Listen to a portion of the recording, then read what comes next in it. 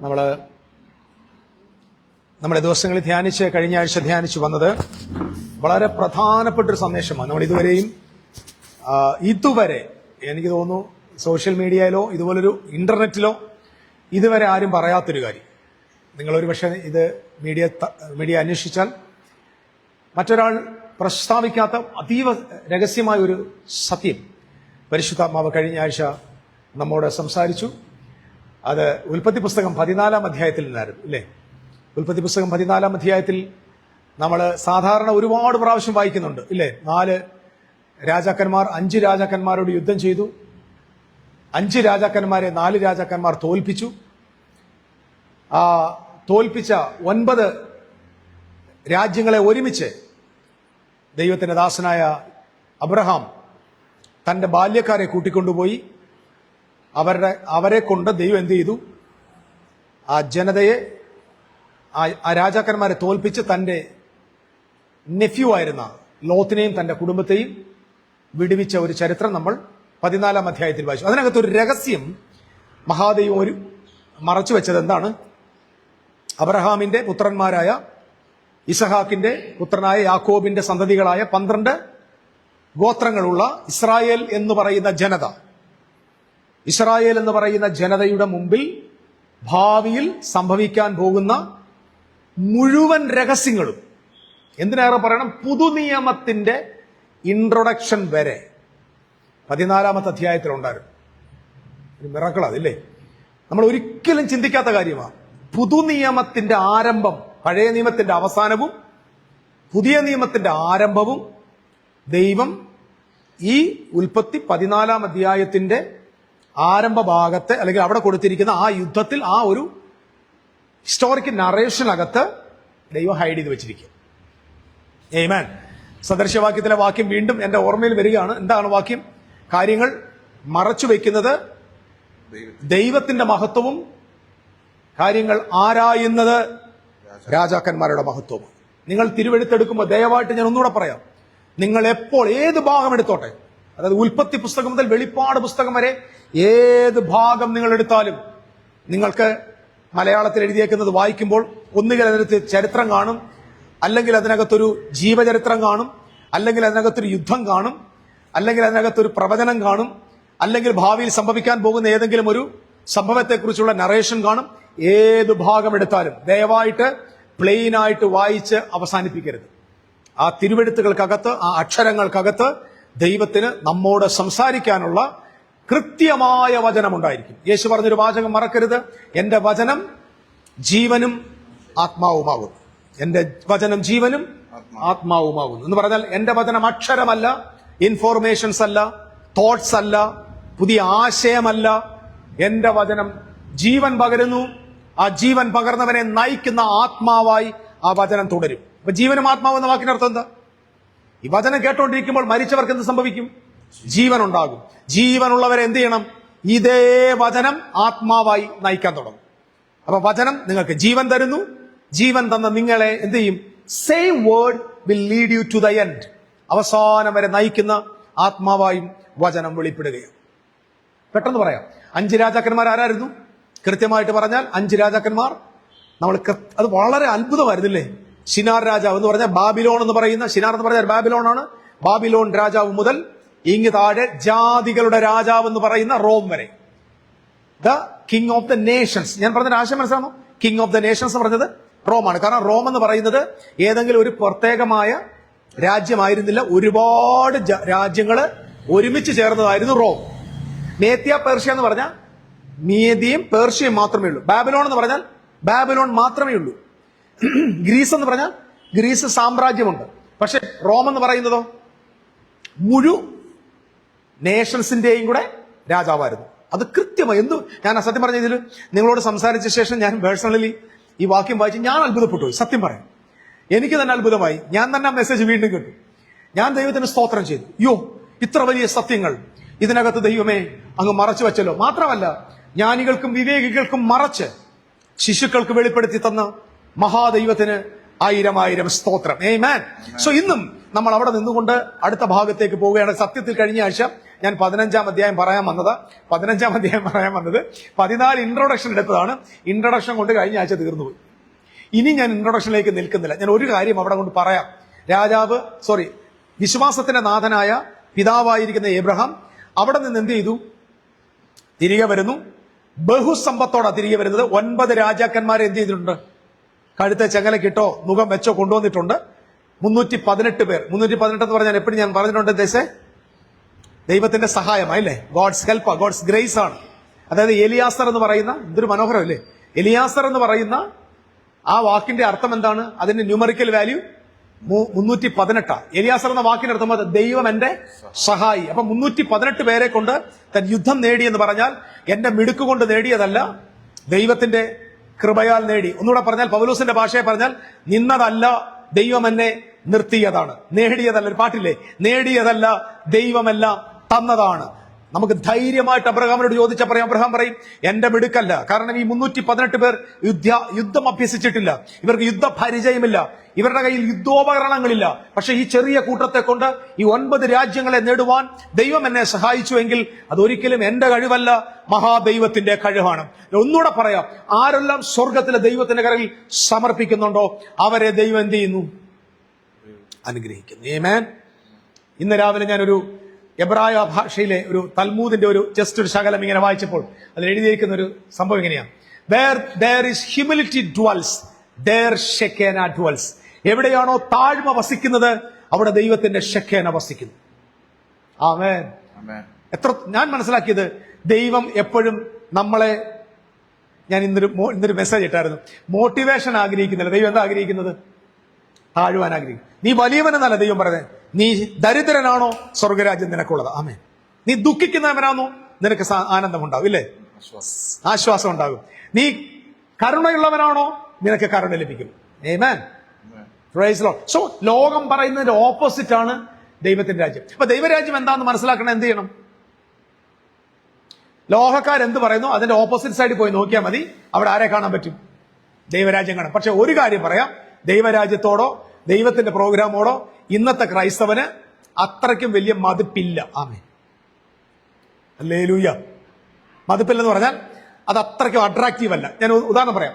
യേശു ക്രിസ്തു ഇന്നിവിടെ വന്ന് ഒരു വാക്യം എടുക്കാതിരിക്കട്ടെ. നമ്മൾ നേരത്തെ പറഞ്ഞതുപോലെ മത്തായിയുടെ സുവിശേഷം 5-ാം അധ്യായത്തിന്റെ 1-ാം വാക്യം അല്ലെ 2-ാം വാക്യം 3-ാം വാക്യം എടുത്താൽ, ആത്മാവിൽ ദരിദ്രൻ ഭാഗ്യവാൻ സ്വർഗരാജ്യം അവനുള്ളതെന്ന് പറഞ്ഞുകൊണ്ട് യേശു ക്രിസ്തു ഇതേ പുൾപിറ്റിൽ നിന്ന് പ്രസംഗിച്ചാൽ നമുക്ക് ഒരു സ്തോത്രം പോലും വരത്തില്ല. നമ്മളൊരു ആമേൻ പറയത്തില്ല. എന്തുകൊണ്ട് ആമേൻ പറയാൻ പറ്റത്തില്ല? നമ്മളെ ആത്മാവിനെയോ നമ്മുടെ മനസ്സിനെയോ ചൊടിപ്പിക്കുന്ന ഒന്നും, ആത്മാവിനെയല്ല, നമ്മുടെ മനസ്സിനെ ചൊടിപ്പിക്കുന്ന, നമ്മുടെ ഇമോഷനെ ടച്ച് ചെയ്യുന്ന, നമ്മളെ മോട്ടിവേറ്റ് ചെയ്യുന്ന ഒന്നും ഏത് കാണത്തില്ല. നമ്മൾ പറയത്തില്ല ഗിരിപ്രഭാഷണം എന്തൊരു പ്രഭാഷണം, ഗിരിപ്രഭാഷണം ഭയങ്കര പ്രഭാഷണം എന്ന് പറയത്തില്ലേ? യേശുവിന്റെ, അതായത് ലോകത്തിലെ ഏറ്റവും വലിയ പ്രസംഗയുടെ പ്രഭു ആരാണ്? ചാൾസ് സ്പർജനാണ്. ചാൾസ് സ്പർജനേക്കാൾ ഏറ്റവും ശ്രേഷ്ഠനാണ് ക്രിസ്തു.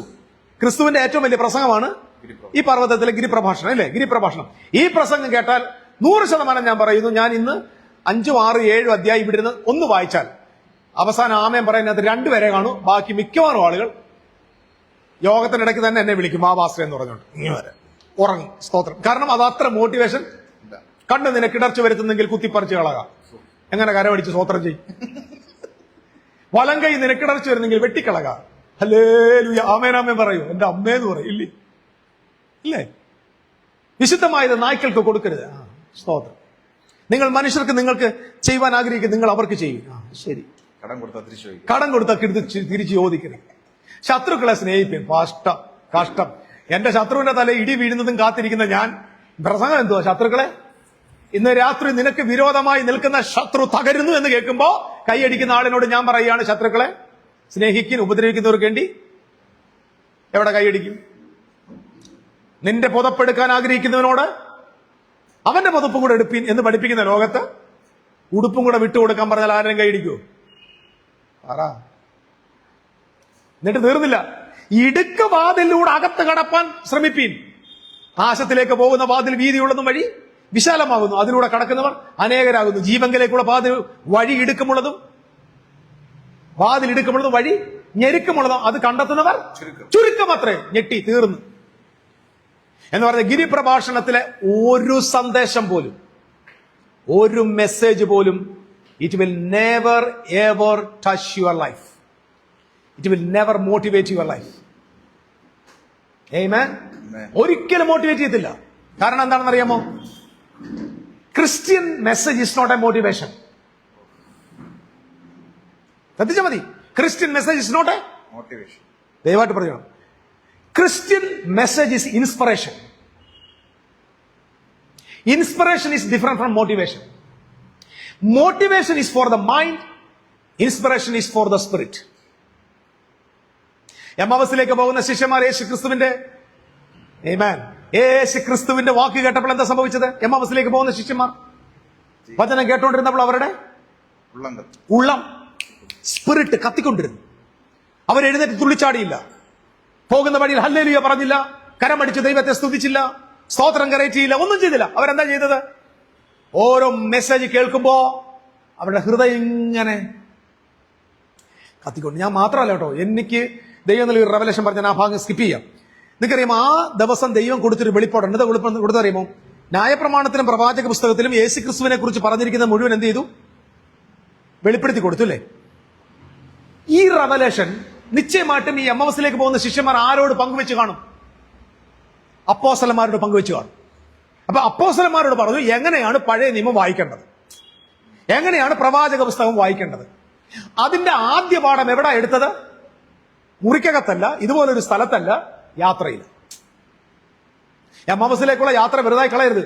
അന്നാണ് ദൈവപുത്രനായ ക്രിസ്തു ന്യായപ്രമാണത്തിലും പ്രവാചക പുസ്തകത്തിലും ക്രിസ്തുവിനെ കുറിച്ച് എഴുതിയിരിക്കുന്നതിനെ കുറിച്ചുള്ള റെവലേഷൻ ആർക്ക് ഓപ്പണായി കൊടുത്തു? രണ്ടുപേർക്ക് ഓപ്പണായി കൊടുത്തു. ഈ രണ്ടുപേർ നിശ്ചയമായിട്ട് എവിടെ വന്നു? യെരുശലേമിലേക്ക് തിരിച്ചു വന്നു. വന്നിട്ട് എന്തായിരിക്കും പത്രോസിനോട് യാക്കോബിനോട് യോഹന്നാൻ പറഞ്ഞത്? ഞങ്ങൾ യേശുവിനെ കണ്ടു, യേശു ഞങ്ങളെ ബൈബിൾ പഠിപ്പിച്ചു. അയ്യോ, ഏതാ പഠിപ്പിച്ചത്? ഉപമയൊന്നും അല്ല, പിന്നെന്താ പഠിപ്പിച്ചേ? നമ്മുടെ പഴയ പ്രവാചകന്മാർ, മോശയും പ്രവാചകന്മാരും സങ്കീർത്തനത്തിലും എഴുതിയിരിക്കുന്നതൊക്കെ അവൻ ഞങ്ങൾക്ക് വെളിപ്പെടുത്തി തന്നു. അവിടെയെല്ലാം എവിടെയെല്ലാം ക്രിസ്തുവുണ്ടോ അത് മുഴുവൻ ആര് പഠിപ്പിച്ചു തന്നു? യേശു പഠിപ്പിച്ചു.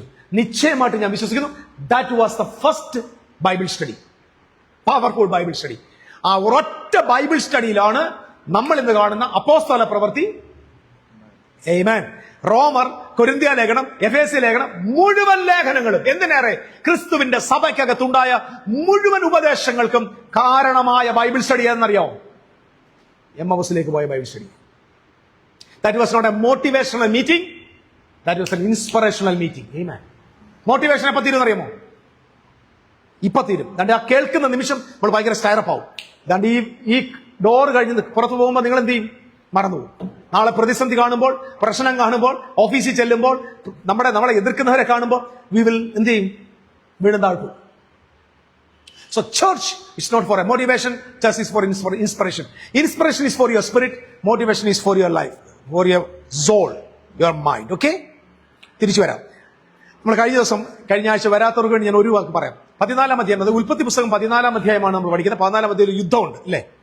ആരാ? അബ്രഹാമും തന്റെ സഹോദരനായ ലോത്തിനെ വിടിവിപ്പാനായിട്ട്, ഞാൻ വീണ്ടും അവർക്ക് വേണ്ടി പറയാം, ലോത്തിനെ വിടിവിപ്പാനായിട്ട് 5 രാജാക്കന്മാർ 4 രാജാക്കന്മാർ യുദ്ധം ഉണ്ടായി. ഈ 5 രാജാക്കന്മാരെ 4 രാജാക്കന്മാർ തോൽപ്പിച്ചു. ദിസ് വെരി ഇമ്പോർട്ടന്റ്, ആ പോയിന്റ് നോട്ട് ചെയ്യണം. തോൽപ്പിച്ചു. 4 രാജാക്കന്മാർ 5 രാജാക്കന്മാരെ. അപ്പൊ ഈ 5 രാജാക്കന്മാർ എത്ര കേമന്മാരായാലും അതിനകത്തൊരു മെസ്സേജ് ഉണ്ട്, അവര് തോൽക്കും. തോൽക്കും. പക്ഷെ ഈ തോൽപ്പിച്ചവരെ ആര് തോൽപ്പിച്ചു? It's very important. 5 രാജാക്കന്മാരെ 4 രാജാക്കന്മാരെ തോൽപ്പിച്ചു. ഈ 4 രാജാക്കന്മാരെ അബ്രഹാമും തന്റെ കൂട്ടരും തോൽപ്പിച്ചു. അബ്രഹാമിന്റെ കൂടെ എത്ര പേരുണ്ടായിരുന്നു? 318. 318 വാക്കിന്റെ അർത്ഥം എന്താ? ദൈവം സഹായിക്കും. എലിയാസർ എന്ന് പറയുന്ന വാക്കിന്റെ ന്യൂമറിക്കൽ വാല്യൂ ആണ് 318. അപ്പൊ 318 പേർ യുദ്ധത്തിന് വന്നു എന്ന് പറഞ്ഞാൽ അർത്ഥം എന്താണ്? ദൈവത്തിന്റെ സഹായത്താൽ യുദ്ധം ചെയ്തത്. ഈ യുദ്ധത്തിന് ശേഷം ആര് രംഗത്ത് വരുന്നു? ശ്രദ്ധിക്കണം. യുദ്ധം തീർന്നപ്പോൾ, വെരി ഇമ്പോർട്ടന്റ്, എപ്പോഴാണോ യുദ്ധം അവസാനിച്ചത്? യുദ്ധത്തിന്റെ പരിസമാപ്തിയിൽ ആര് രംഗത്ത് വരുന്നു? മൽക്കീസേദെക്ക് രംഗത്ത് വരുന്നു. മൽക്കീസേദെക്ക് അതുവരെ വെളിപ്പെട്ടോ? ഇല്ല. അപ്പൊ മൽക്കീസേദെക്ക് ആരെ കാണിക്കുന്നു? ശ്രദ്ധിക്കൂ. എബ്രായ ലേഖനം 7-ാം അധ്യായത്തിൽ ആരെ കാണിക്കുന്നു? ക്രിസ്തുവിനെ കാണിക്കുന്നു. ക്രിസ്തു യഹൂദ ഗോത്രം, അഹരോൻ ലേവ്യ ഗോത്രം. ലേവ്യ ഗോത്രത്തിന്റെ പൗരോഹിത്യമാണ് പഴയ നിയമം. യേശു ക്രിസ്തുവിന്റെ പൗരോഹിത്യം ഒരിക്കൽ പോലും ലേവ്യ കുലത്തിൽ വരത്തില്ല. എന്നാൽ ലേവ്യ കുലമല്ലാത്ത മറ്റൊരു കുലത്തെ ദൈവം ഒരിക്കലും പൗരോഹിത്യം ഏൽപ്പിച്ചിട്ടില്ല. എന്നാൽ ദൈവപുത്രനായ ക്രിസ്തു യഹൂദ ഗോത്രത്തിൽ വന്ന് ഏത് പൗരോഹിത്യം എടുത്തത്? മൽക്കിസദേക്കിന്റെ എല്ലാവരും കേൾക്കുന്നുണ്ടോ? ഞാൻ ശ്രദ്ധിക്കുക. മൽക്കിസദേക്കിന്റെ ക്രമപ്രകാരമുള്ള പൗരോഹിത്യം സ്വീകരിച്ചു. അപ്പൊ ഇവിടെ വെളിപ്പെട്ട് നിൽക്കുന്ന ആരാണ്? മൽക്കിസദേക്ക്. മൽക്കിസദേക്ക് ആരുടെ നിഴലാണ്? ക്രൈസ്റ്റിന്റെ നിഴല. That is the coming of Christ. എന്താ? അപ്പൊ മൽക്കിസദേക്ക് രംഗത്ത് വരുമ്പോൾ ആരാണ് വരുന്നത്? യേശു ക്രിസ്തുവിന്റെ വരവ്. ആമേൻ. യേശു ക്രിസ്തുവിന്റെ വരവ് സംഭവിക്കുമ്പോൾ എന്ത് സംഭവിച്ചിരിക്കുന്നു? 5 രാജാക്കന്മാർ ഡിഫീറ്റ് ചെയ്തു. ആമേൻ. 4 രാജാക്കന്മാർ തോൽപ്പിക്കപ്പെട്ടു. രാജ്യങ്ങൾ മുഴുവൻ തോറ്റു കഴിഞ്ഞപ്പോ, യുദ്ധം സമാപിച്ചപ്പോൾ ആര് രംഗത്ത് വരുന്നു? മൽക്കിസദേക്കൻ. ഇതെന്തിന്റെ ചിത്രമാണ്? This is connected with AD 70. ആമേൻ. പ്രിയപ്പെട്ടവരെ, നമ്മൾ AD 70 യേശു വന്നു പറഞ്ഞ് ചുമ്മാ ഇങ്ങനെ വർത്താനം പറയില്ല. എവ്രി വേർഡ്, എവ്രി ഇലുസ്ട്രേഷൻസ്, എല്ലാ ചരിത്രങ്ങൾ, എല്ലാ ഉപമകൾ, എല്ലാ ജീവചരിത്രങ്ങൾ മുഴുവൻ ആരെ കാണിക്കുകയാണ്? കർത്താവായ യേശു ക്രിസ്തുവിന്റെ സെക്കൻഡ് കമ്മിങ്ങുമായി ബന്ധപ്പെട്ട് കിടക്കുക. രാമൻ പറയുന്നില്ല. Price the Lord. ഞാൻ കുഞ്ഞുദാഹരണം പറയാം. നമ്മൾ കഴിഞ്ഞ ദിവസത്തെ ക്ലാസ് ഞാൻ ഏറെക്കുറെ മെസ്സേജ് എല്ലാം നമ്മുടെ ഇതിനകത്ത് വരുന്നുണ്ട്, ഡിവോഷനകത്ത് വരുന്നുണ്ട്.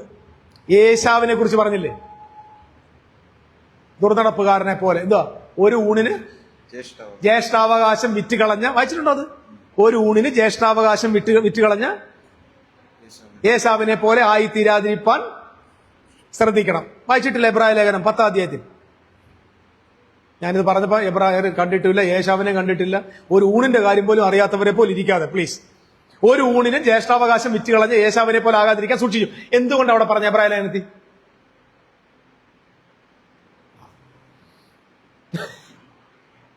സത്യത്തിൽ ജ്യേഷ്ഠനാരാ? വേദോസത്തിലെ ജ്യേഷ്ഠനാരാ? ആദ്യജാതനാരാ?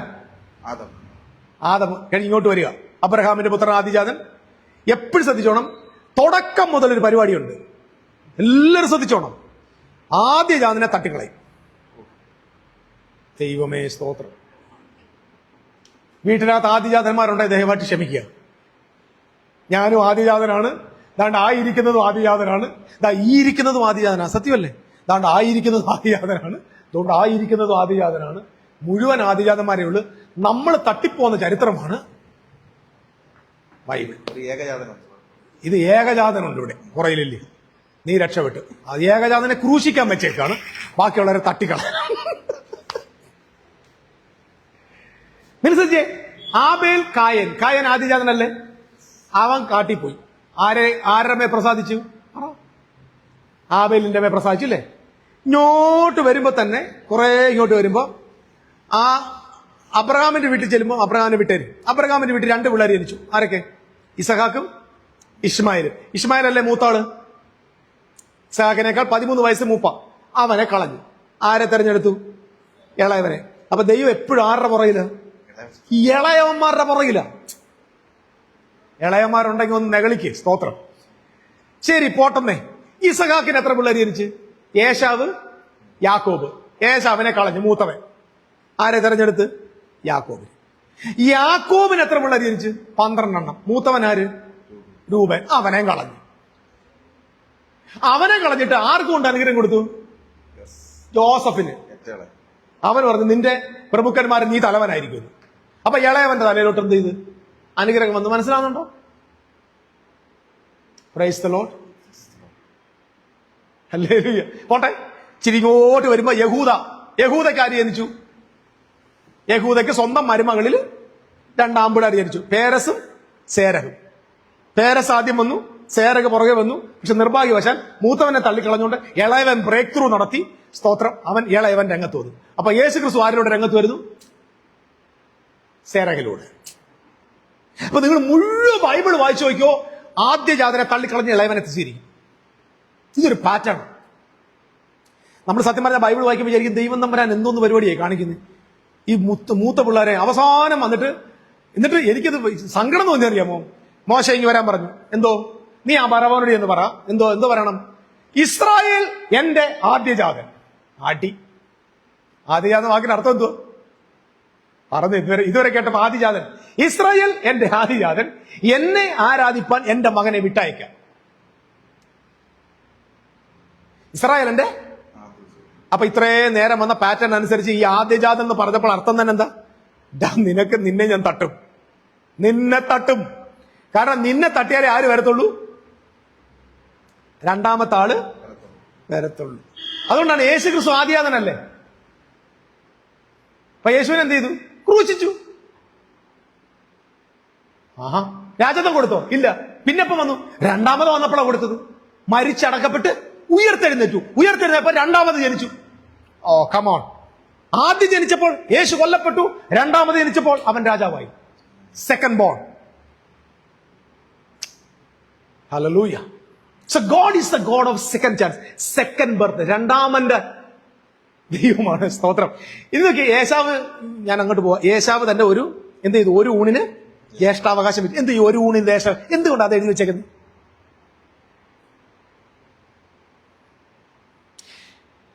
ഈ ഒരു ഊണ് ആരെ കാണിക്കുക? ഒരു ഊണ്, ഒരു മീൽ ആരെ കാണിക്കുക? ദൈവമേ സ്തോത്രം. ആര് പറഞ്ഞാലും ഇന്ന് രാത്രി അവർക്കൊരു ഐസ്ക്രീം വാങ്ങിച്ചു തരും. ഈ മീൽ ആരെ കാണിക്കുക?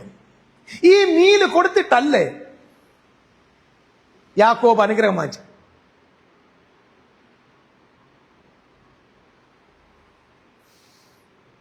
എല്ലാവരും കൂടെ എനിക്ക് ഓരോ ഐസ്ക്രീം വാങ്ങിച്ചു തന്നാൽ ഞാൻ വീട്ടിൽ കൊണ്ടുപോയിക്കോളാം. എന്തായിരിക്കും ആ മീൽ? വിരിച്ചൊരിക്കൽ മാളികം ഒരു ഓർമ്മയുണ്ടോ?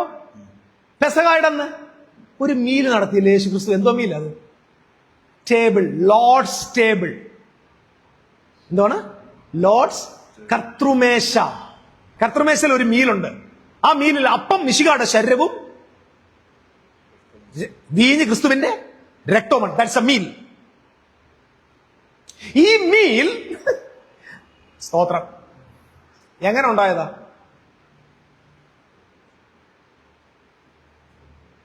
ഈ മീൽ ഉണ്ടായത് അങ്ങനെ ചിന്തിച്ചോക്കെ. യേശു ക്രിസ്തുവിനെ അടിക്കാൻ ഏൽപ്പിച്ചുകൊണ്ടുണ്ടായതല്ലേ? യേശുവിനെ തള്ളിയതിന്റെ പ്രതീകമല്ല ഈ മീൽ. അവന്റെ ശരീരം തകർക്കപ്പെട്ടു, അവന്റെ രക്തം ചിന്തപ്പെട്ടു. കാരണക്കാരാരാ? യഹൂദന്മാർ. സോ ആ മീൽ ക്രൈസ്റ്റ് അല്ലേ?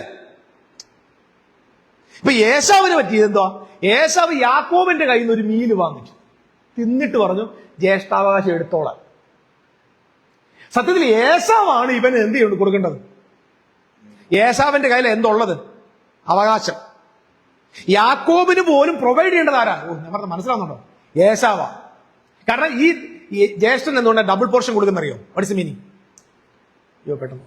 എന്തുകൊണ്ടാണ് ജ്യേഷ്ഠൻ ഡബിൾ പോർഷൻ? ഇളയവന് കുഴപ്പം കാണിച്ചാലും തിരിച്ചു വരുമ്പോൾ ചേട്ടൻ എന്തോ ചെയ്യണം? റെസ്റ്റോർ ചെയ്യണം. അതുകൊണ്ടാണ് ഈ മുടിയൻപുത്രൻ തിരിച്ചു പോയിട്ടും അവനെ തിരിച്ചെടുത്ത് എന്തുകൊണ്ടാണ്? ആലോചിച്ചിട്ടുണ്ടോ? മുടിയൻപുത്രൻ മൊത്തം കളഞ്ഞിട്ട് പോയി, സകല സമ്പത്തും കൊണ്ടുപോയി. പിന്നെയും അവന് അകത്ത് വിളിച്ചിട്ട് എന്ത് ചെയ്തു? ഓ മൈ ഗോഡ്, അവൻ നല്ല തടിപ്പിച്ച കാളക്കുട്ടി അർത്തില്ലേ? എവിടുന്ന്, ഏത് പോർഷൻ, ഏത് അക്കൗണ്ടിൽ നിന്ന് എടുത്തിയാ? ഡബിൾ പോർഷൻ എടുത്ത. അതായത് ഈ ചേട്ടായിയുടെ ഡബിൾ പോർഷൻ കിടപ്പുണ്ട്, അതിനകത്ത് ഒരു കാളക്കുട്ടി ആർക്ക് കൊടുത്തു? അവകാശി ആരാ? ഇളയവൻ അവകാശിയാ.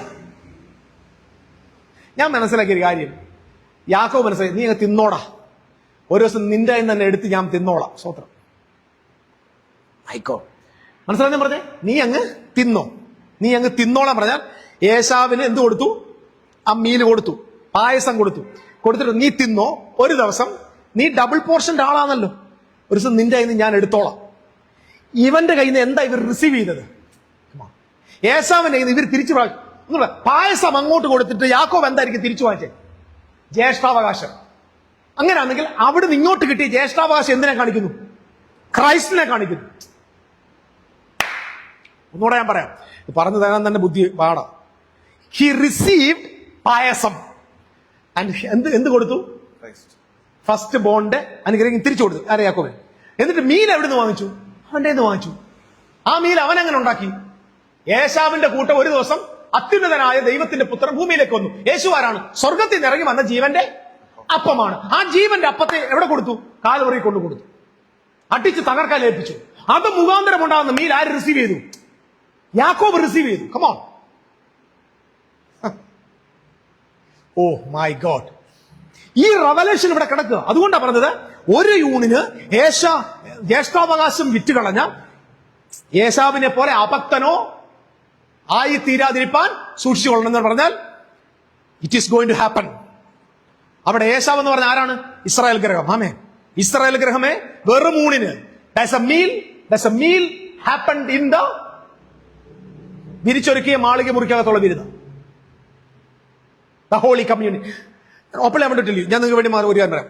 You know, there is a difference between Lord's table and Lord's supper. എന്തോ ലോർഡ്സ് ടേബിളും ലോർഡ് സപ്പറും തമ്മിൽ വ്യത്യാസമുണ്ട്. എന്തോ ഉണ്ട്.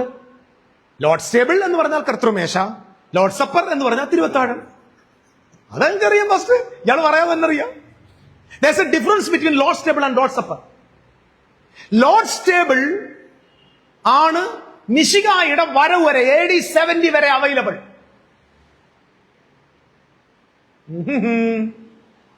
എന്തോ ഇവിടെ യുദ്ധം കഴിഞ്ഞപ്പോൾ ആരാ വന്നേ? കർത്താവേ എന്നെ സഹായിക്കണേ, എന്നോട് കൃപ തോന്നണമേ. യുദ്ധം കഴിഞ്ഞപ്പോൾ ആര് ഇറങ്ങി വന്നു? മൽക്കിസേദെക്ക്. കയ്യിൽ എന്തോണ്ട്? അപ്പവും വീഞ്ഞും. ഇതെന്തിനെ കാണിക്കുന്നു? Lord's supper. എല്ലാ ജോലിയും കഴിഞ്ഞിട്ട് തിന്നുന്ന ഫുഡ് ഏതാ? സപ്പർ. ബ്രേക്ക്ഫാസ്റ്റ് ആണ്. നമ്മളെല്ലാവരും എല്ലാ ജോലിയും രാവിലെ കഴിഞ്ഞിട്ട് തിന്നതാണോ? ഉറങ്ങി എന്നിട്ട് വരുമ്പോൾ കഴിക്കുന്നതല്ലേ ലോർഡ്സ് ബ്രേക്ക്ഫാസ്റ്റ്. എല്ലാ പണിയും കഴിഞ്ഞ് ക്ഷീണിച്ച് വന്നുമ്പോ കഴിക്കുന്നതാണ് ലോർഡ്സ് സപ്പർ. അപ്പൊ ഇവർ മൊത്തം യുദ്ധം കഴിഞ്ഞിട്ട് വരുമ്പോ ഇതാ കൊണ്ടുവന്നതാ. This is not Lord's table, this is Lord's supper. Come on, ഇല്ലേ? ലോർഡ്സ് സപ്പറാ. അപ്പൊ ലോർഡ്സ് ടേബിൾ എന്ന് പറഞ്ഞ എന്തുവാ? Can you read that verse? 1 Corinthians chapter 11. ഞാൻ ഇത് പറയുമ്പോൾ ഞാൻ സ്വന്തമായിട്ട് പറയില്ല. 11-ാം അധ്യായത്തിന്റെ 20-ാം വാക്യം വായിച്ചു നോക്കി. Can you read? 1 വരുന്ന ലേഖനം 11-ാം അധ്യായത്തിന്റെ 20-ാം വാക്യം. 20 മുതൽ താഴോട്ടൊന്ന് വായിച്ചു. Just I want to read it. Hallelujah. I just want to go very fast. 1 Corinthians chapter 11. നിങ്ങൾ കൂടി വരുമ്പോൾ കർത്താവിന്റെ അത്താഴമല്ല കഴിക്കുന്നത്. മതി, ഇത്ര മതി. നിങ്ങൾ കൂടി വരുമ്പോ എന്തിനെ കുറിച്ചായി പറഞ്ഞു വരുന്ന മൊത്തം 11ഉം 12ഉം ഒക്കെ? ലോർഡ്സ് ടേബിളിനെ കുറിച്ച്, കർത്തൃമേശയെ കുറിച്ച് അല്ലേ? ഹല്ലേലൂയ. എന്തിനെ കുറിച്ച് പറഞ്ഞ്? കർത്തൃമേശ. പക്ഷെ പൗലോസ് എന്ന് പറഞ്ഞ നിങ്ങൾ കൂടി വരുമ്പോൾ പറഞ്ഞോ? എല്ലാരും പറഞ്ഞു നിങ്ങൾ. അപ്പൊ കൊരിന്തിയ സഭയോട് പറയാം, നിങ്ങൾ കൂടി വരുമ്പോൾ കർത്താവിന്റെ അത്താഴമല്ല കഴിക്കുന്നത്. കഴിക്കുന്നത് എന്തല്ല? കർത്താവിന്റെ അത്താഴമല്ല. പിന്നെ ആരുടെ അത്താഴം? അതിന് മുകളിലൊക്കെ വായിക്കുന്നത് നിങ്ങൾക്ക് ദൈവത്തിന്റെ മേശയെന്നും ഭൂതങ്ങളുടെ മേശയെന്നും ഭക്ഷിക്കാൻ പറ്റുമോ? മേശ. Lord's table is different from Lord's supper. Lord's table till AD 70, ഞാൻ വരുന്നത് വരെ എന്റെ മരണത്തെ പ്രസ്താവിക്കും. ഞാൻ വന്നു കഴിഞ്ഞാൽ Lord's table is going to turn to Lord's supper. Lord's supper എപ്പോഴാ? കുഞ്ഞാടിന്റെ കല്യാണ വിരുന്ന്. കല്യാണ വിരുന്നാണ് എന്ത്? Lord supper. സപ്പർ. എന്റെ അത്താഴം ഒരുക്കിയിരിക്കുന്നത് എല്ലാം വിളിക്കുക. മുഴുവൻ ആളുകളെ വിളിച്ചു കൂട്ടിയില്ലേ? രാജാവ് തന്റെ മകന്റെ കല്യാണത്തിന് അത്താഴത്തിന് വിളിച്ചില്ലേ? മുത്താഴം എന്നൊക്കെയാ പറയുന്നത്. അതാണ് ലോർഡ് സപ്പർ. ഓ കമോൺ. അപ്പൊ നമ്മൾ മിശിഹാ തമ്പുരാൻ വരുന്നത് വരെ AD 70 വരെ എന്ത് കഴിച്ചോണം? Lord's table. അത് കഴിഞ്ഞാൽ എന്താ? Lord supper.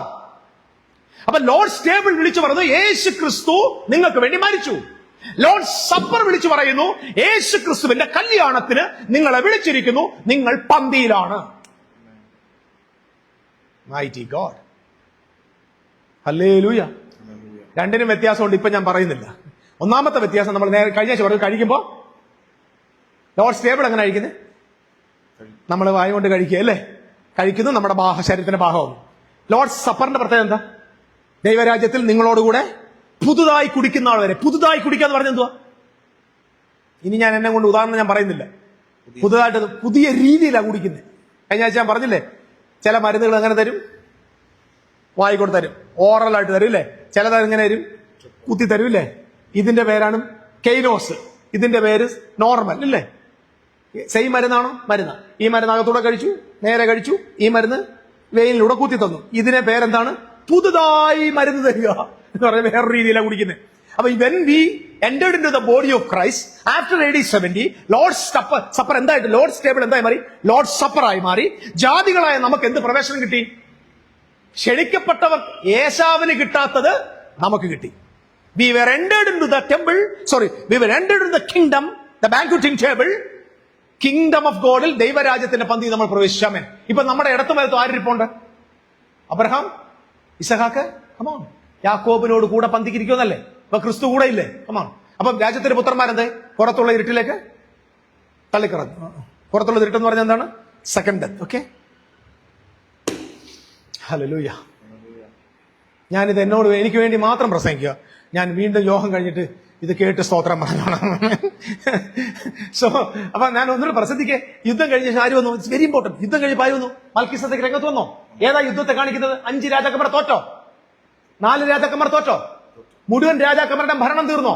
അപ്പോഴല്ലേ മൽക്കീസേദെക്ക് രംഗത്ത് വന്നേ? That is A second coming of Christ. Christ വന്നപ്പോ കൊണ്ടുവന്ന മീൽ ഏതാണ്? Lord supper. അതാണ് കുഞ്ഞാടിന്റെ കല്യാണം. അതെവിടെ കാണുന്നത്? വെളിപ്പാട് പുസ്തകം 19-ാം അധ്യായത്തിൽ. കുഞ്ഞാടിന്റെ കല്യാണത്തിൽ ക്ഷണിക്കപ്പെട്ടവർ ഭാഗ്യവാന്മാർ. ഞാനിപ്പോ കഴിഞ്ഞ ദിവസം ഞങ്ങളുടെ ഇടയ്ക്ക് ഭയങ്കര വഴക്കുണ്ടായി. യേശു ക്രിസ്തുവിന്റെ കല്യാണം നടക്കാൻ പോവുക. ആമേൻ. എവിടെയാണ് കല്യാണം നടക്കാൻ വന്നേ? മധ്യാകാശത്തിങ്കൽ മണിപ്പന്തൽ. എല്ലാരും ശ്രദ്ധിക്കണം.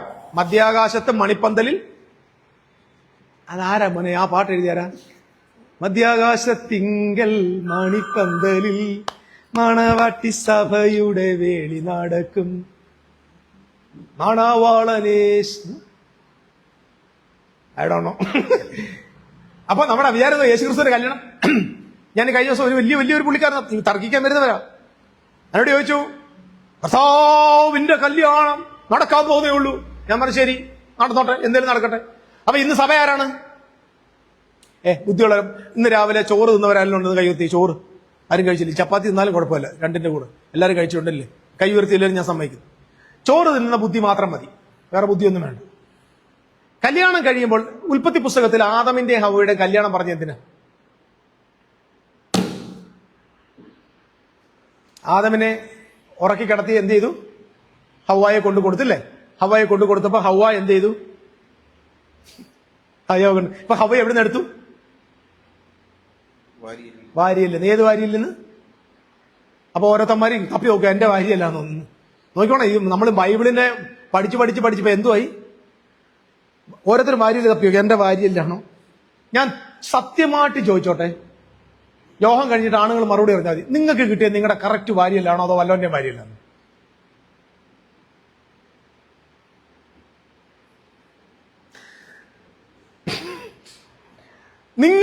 നിങ്ങളുടെ തന്നെ വാരിയല്ലാണ് നിങ്ങൾക്ക് കിട്ടിയെന്ന് എന്തെങ്കിലും ഉറപ്പുണ്ടോ?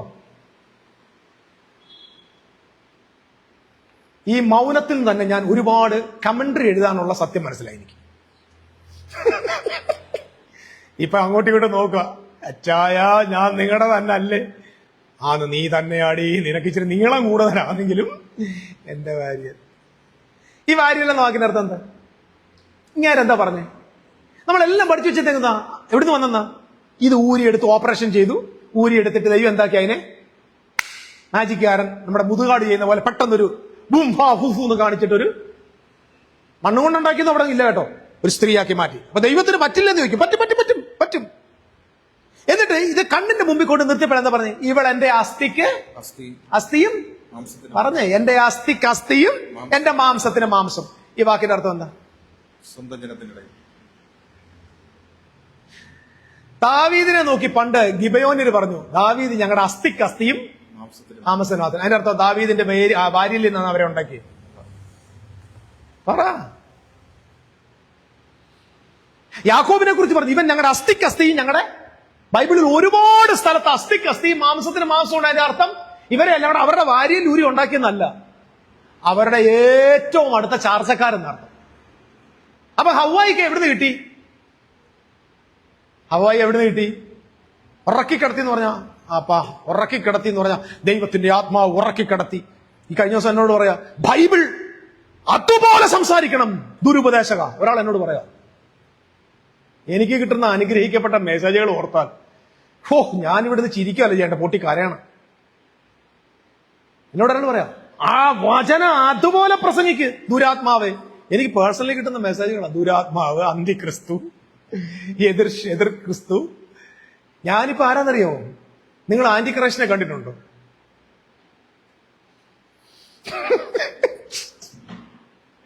അപ്പൊ ഞാൻ ആ ചേട്ടായിക്ക് ഒരു മറുപടി പറഞ്ഞു, ഞാൻ അതുപോലെ വിശ്വസിക്കുന്നു ചേട്ടാ.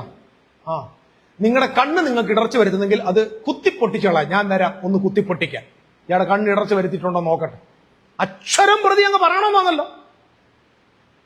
ആദമിനെ ഉറക്കിക്കൊടുത്തു, അസ്ഥിയല്ല വരിയൊന്നെടുത്തു, അതിനെ സ്ത്രീയാക്കി മാറ്റി. ഞങ്ങൾ അതാണ് വിശ്വസിക്കുന്നത്, ഞങ്ങളുടെ അപ്പൂപ്പൻ അതാണ് നിന്റെ അപ്പൂപ്പനോ വല്യപ്പനോ പഠിപ്പിച്ച. I don't care. The Bible says he is from his own relatives, close relatives. ആമേൻ. എന്നിട്ട് എന്താ പറഞ്ഞേ? അസ്ഥിക്ക് അസ്ഥി, മാംസം മാംസം എന്ന് പറഞ്ഞോ? പറഞ്ഞു. അടുത്തത് എന്നിട്ട് പറയാണ്, എന്നിട്ട് പറയാം, പുരുഷൻ ബാക്കി പറയാം, അപ്പനെയും അമ്മയെയും വിട്ടുപിരിഞ്ഞ് ഭാര്യയോട് പറ്റിച്ചേരും. അപ്പോൾ ആദമിന് എന്തുണ്ട്? പറ. നിങ്ങളെല്ലാം ബൈബിൾ അതുപോലെ വിശ്വസിക്കുന്ന ആളുകളാണല്ലോ ഇപ്പൊ ഓൺലൈനിൽ കേൾക്കുന്നുണ്ട്. പുരുഷൻ അപ്പനെയും അമ്മയും വിട്ടുപിരിഞ്ഞ് ഭാര്യയോട് പറ്റിച്ചേരും. അപ്പൊ ഇവിടുത്തെ പുരുഷൻ ആരാണ്? ആദമാണ്. ആദമിന്റെ അപ്പനും അമ്മ ആരാണ്?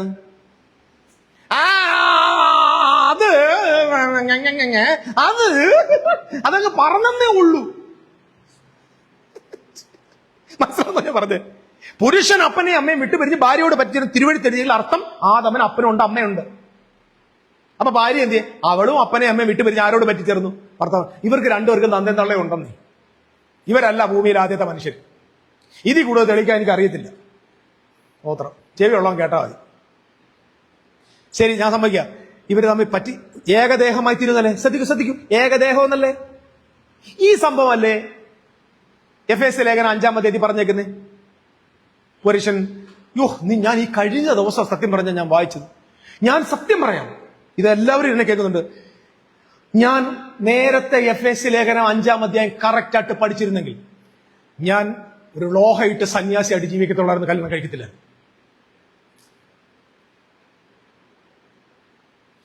ചേട്ടാ അച്ചായന്മാരെല്ലാം ശ്രദ്ധിച്ചു, എല്ലാ സഹോദരന്മാർ ശ്രദ്ധിച്ചു, കല്യാണം കഴിക്കാൻ പോകുന്നവൻ ശ്രദ്ധിച്ചു. ഇനി നീ ഇത് തീരുമാനിക്കുന്നത് ഇത് നോക്കിയിട്ട് വേണം.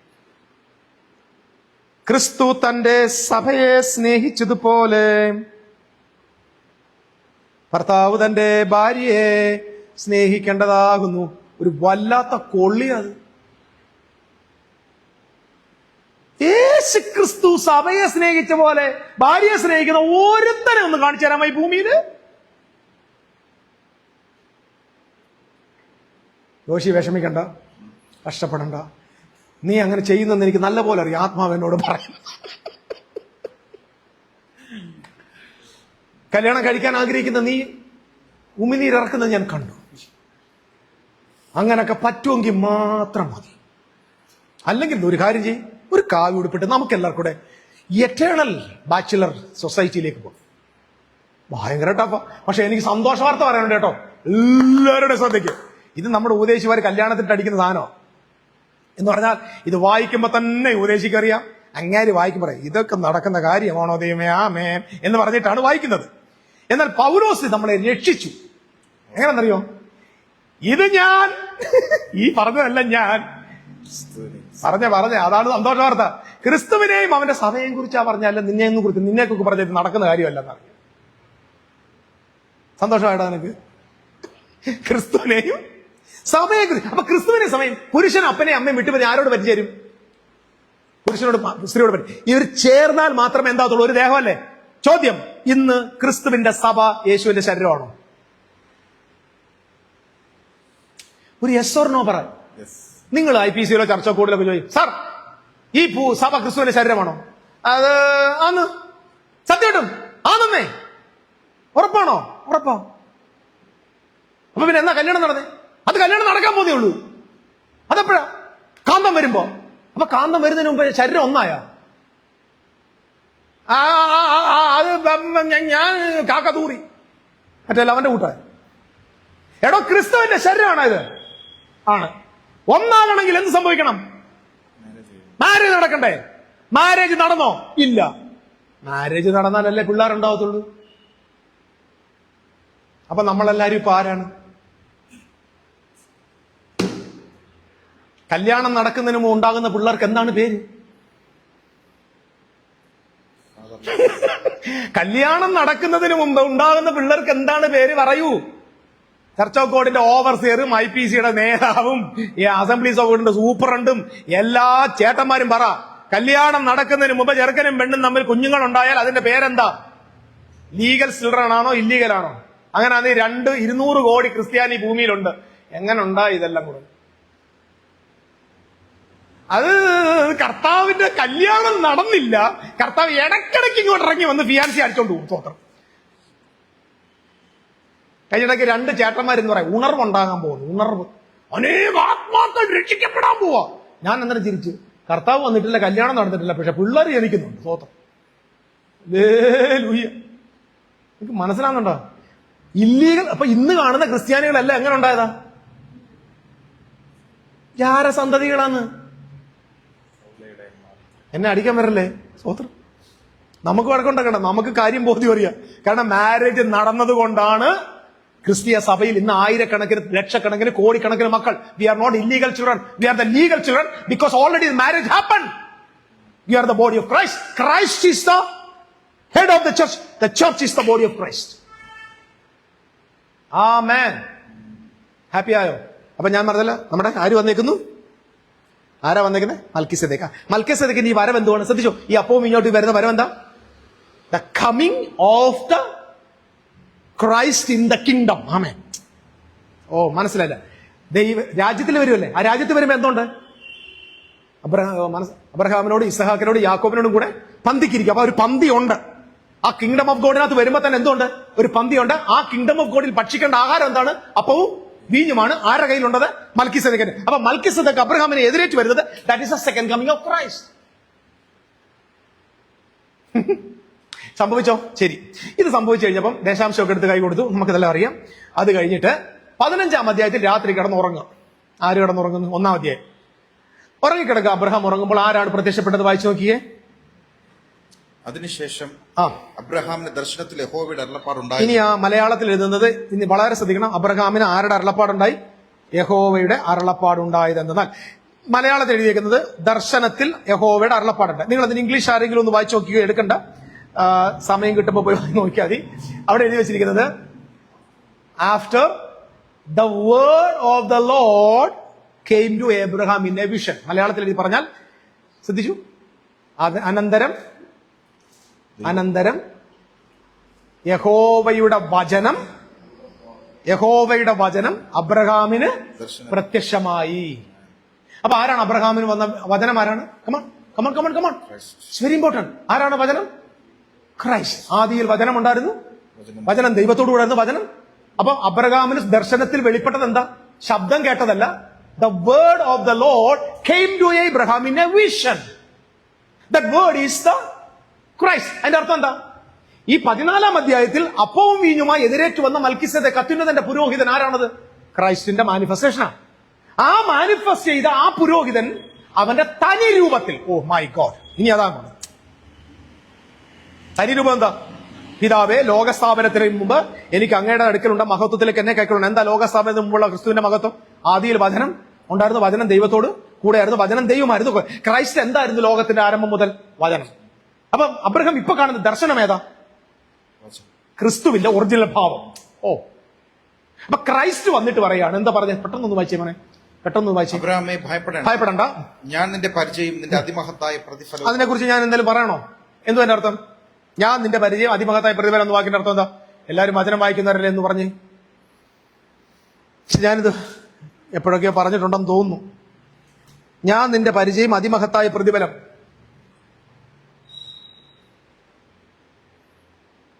നിങ്ങളൊക്കെ എന്റെ സ്കൂളിലെ സ്റ്റുഡന്റ് ആകാത്തത് ഭാഗ്യം. ഞാൻ നിന്റെ പരിചയം, പരിചയം എന്തിനുള്ളതാ? ബൈബിൾ മനസ്സിലാക്കിയ ഒരു സാധനം പറഞ്ഞ. ബൈബിൾ എങ്ങനെ പഠിക്കുന്നത്? പരിചയം എന്തിനുള്ളതാ? ആരേലും വരുവാണെങ്കിൽ, യുദ്ധം വരുവാണെങ്കിൽ ആയുധം വരെ തടയാനുള്ളതല്ലേ? പ്രതിഫലം എന്ന വാക്കിന്റെ അർത്ഥം ചെയ്ത പ്രവൃത്തിയുടെ കൂലി എന്നല്ലേ? അപ്പൊ ഞാൻ നിന്റെ ഡിഫൻസും നിന്റെ കൂലി എന്നല്ലേ? എന്തുകൊണ്ട് അർത്ഥം? 14-ാം അധ്യായ കാരണം. വാ, 14-ാം അധ്യായത്തിന്റെ എന്താ പ്രശ്നം? 9 രാജാക്കന്മാരെ തോപ്പിച്ചു. എല്ലാവരും തോപ്പിച്ചു. ആകെ 312 പിള്ളേരെ ഉള്ളൂ. സ്തോത്രം. ഇനി നാളെ ഈ 9 കൂടെ ഒരുമിച്ച് കൂടി അബ്രഹാമിനെ തല്ലാൻ വന്നുള്ള അവസ്ഥ പറ. ഒരു മൂച്ച്, നമ്മുടെ നാട്ടിൽ പറ, ഒരു മൂച്ചിനേറി അങ്ങ് അടിച്ചതാ. സ്തോത്രം. ഹല്ലേലൂയ. നമ്മൾ ഈ ചില ഫിലിംസിലൊക്കെ ഞാൻ കണ്ടിട്ടുണ്ട്. എല്ലാത്തിനും ഫിലിമാണ്. എന്റെ ദൈവം, എന്ത് ചെയ്യാൻ പറ്റും? ബൈബിളിൽ ഒരു ഉദാഹരണം വരാനില്ല കണ്ടിട്ടില്ലേ? കേറി അങ്ങ് മൂശി കയറി, എടാ വിടുവിക്കടാ, രക്ഷിക്കടാ രക്ഷിക്കടാ അവസാനം കിടന്ന് നിലവിളിക്കും. ഇപ്പം അടി കൊടുത്ത് ഭയങ്കര യുദ്ധമൊക്കെ ജയിച്ചിട്ട് ഇപ്പൊ ഉടനെ രാത്രി കിടന്നുറങ്ങുമ്പോൾ പേടിച്ച് കിടക്കുന്നത് ദൈവമേ അവന്മാർ ഇനി വരുമെന്ന്. ക്രിസ്തു വന്നിട്ട് പറഞ്ഞു ഞാൻ നിന്റെ പരിചയമാണ് എന്ന് പറഞ്ഞാൽ ഇവരാരും ഇനി നിന്നെ തുടർന്ന്. ഞാൻ അർത്ഥം അത്രേ ഉള്ളൂ, നീ തോൽപ്പിച്ച ഒരു ശത്രുവും എബ്രഹാമെ നിന്നെ തൊടത്തില്ല. പ്രോമിസ് ചെയ്താരാ? The word of God. This is the promise to the church. ഇതാണ് സഭയോടുള്ള ദൈവത്തിന്റെ വാഗ്ദത്തം. യെശയ്യാവ് 54 ഇല്ലേ? ആരാ? ഇരുമ്പ് പണിക്കാരനെയും ആയുധ പണിക്കാരനെയും ഞാനാണ് ആക്കി വെച്ചിരിക്കുന്നത്, പക്ഷെ നിനക്ക് വിരോധമായി ഒരായുധവും ഫലിക്കത്തില്ല.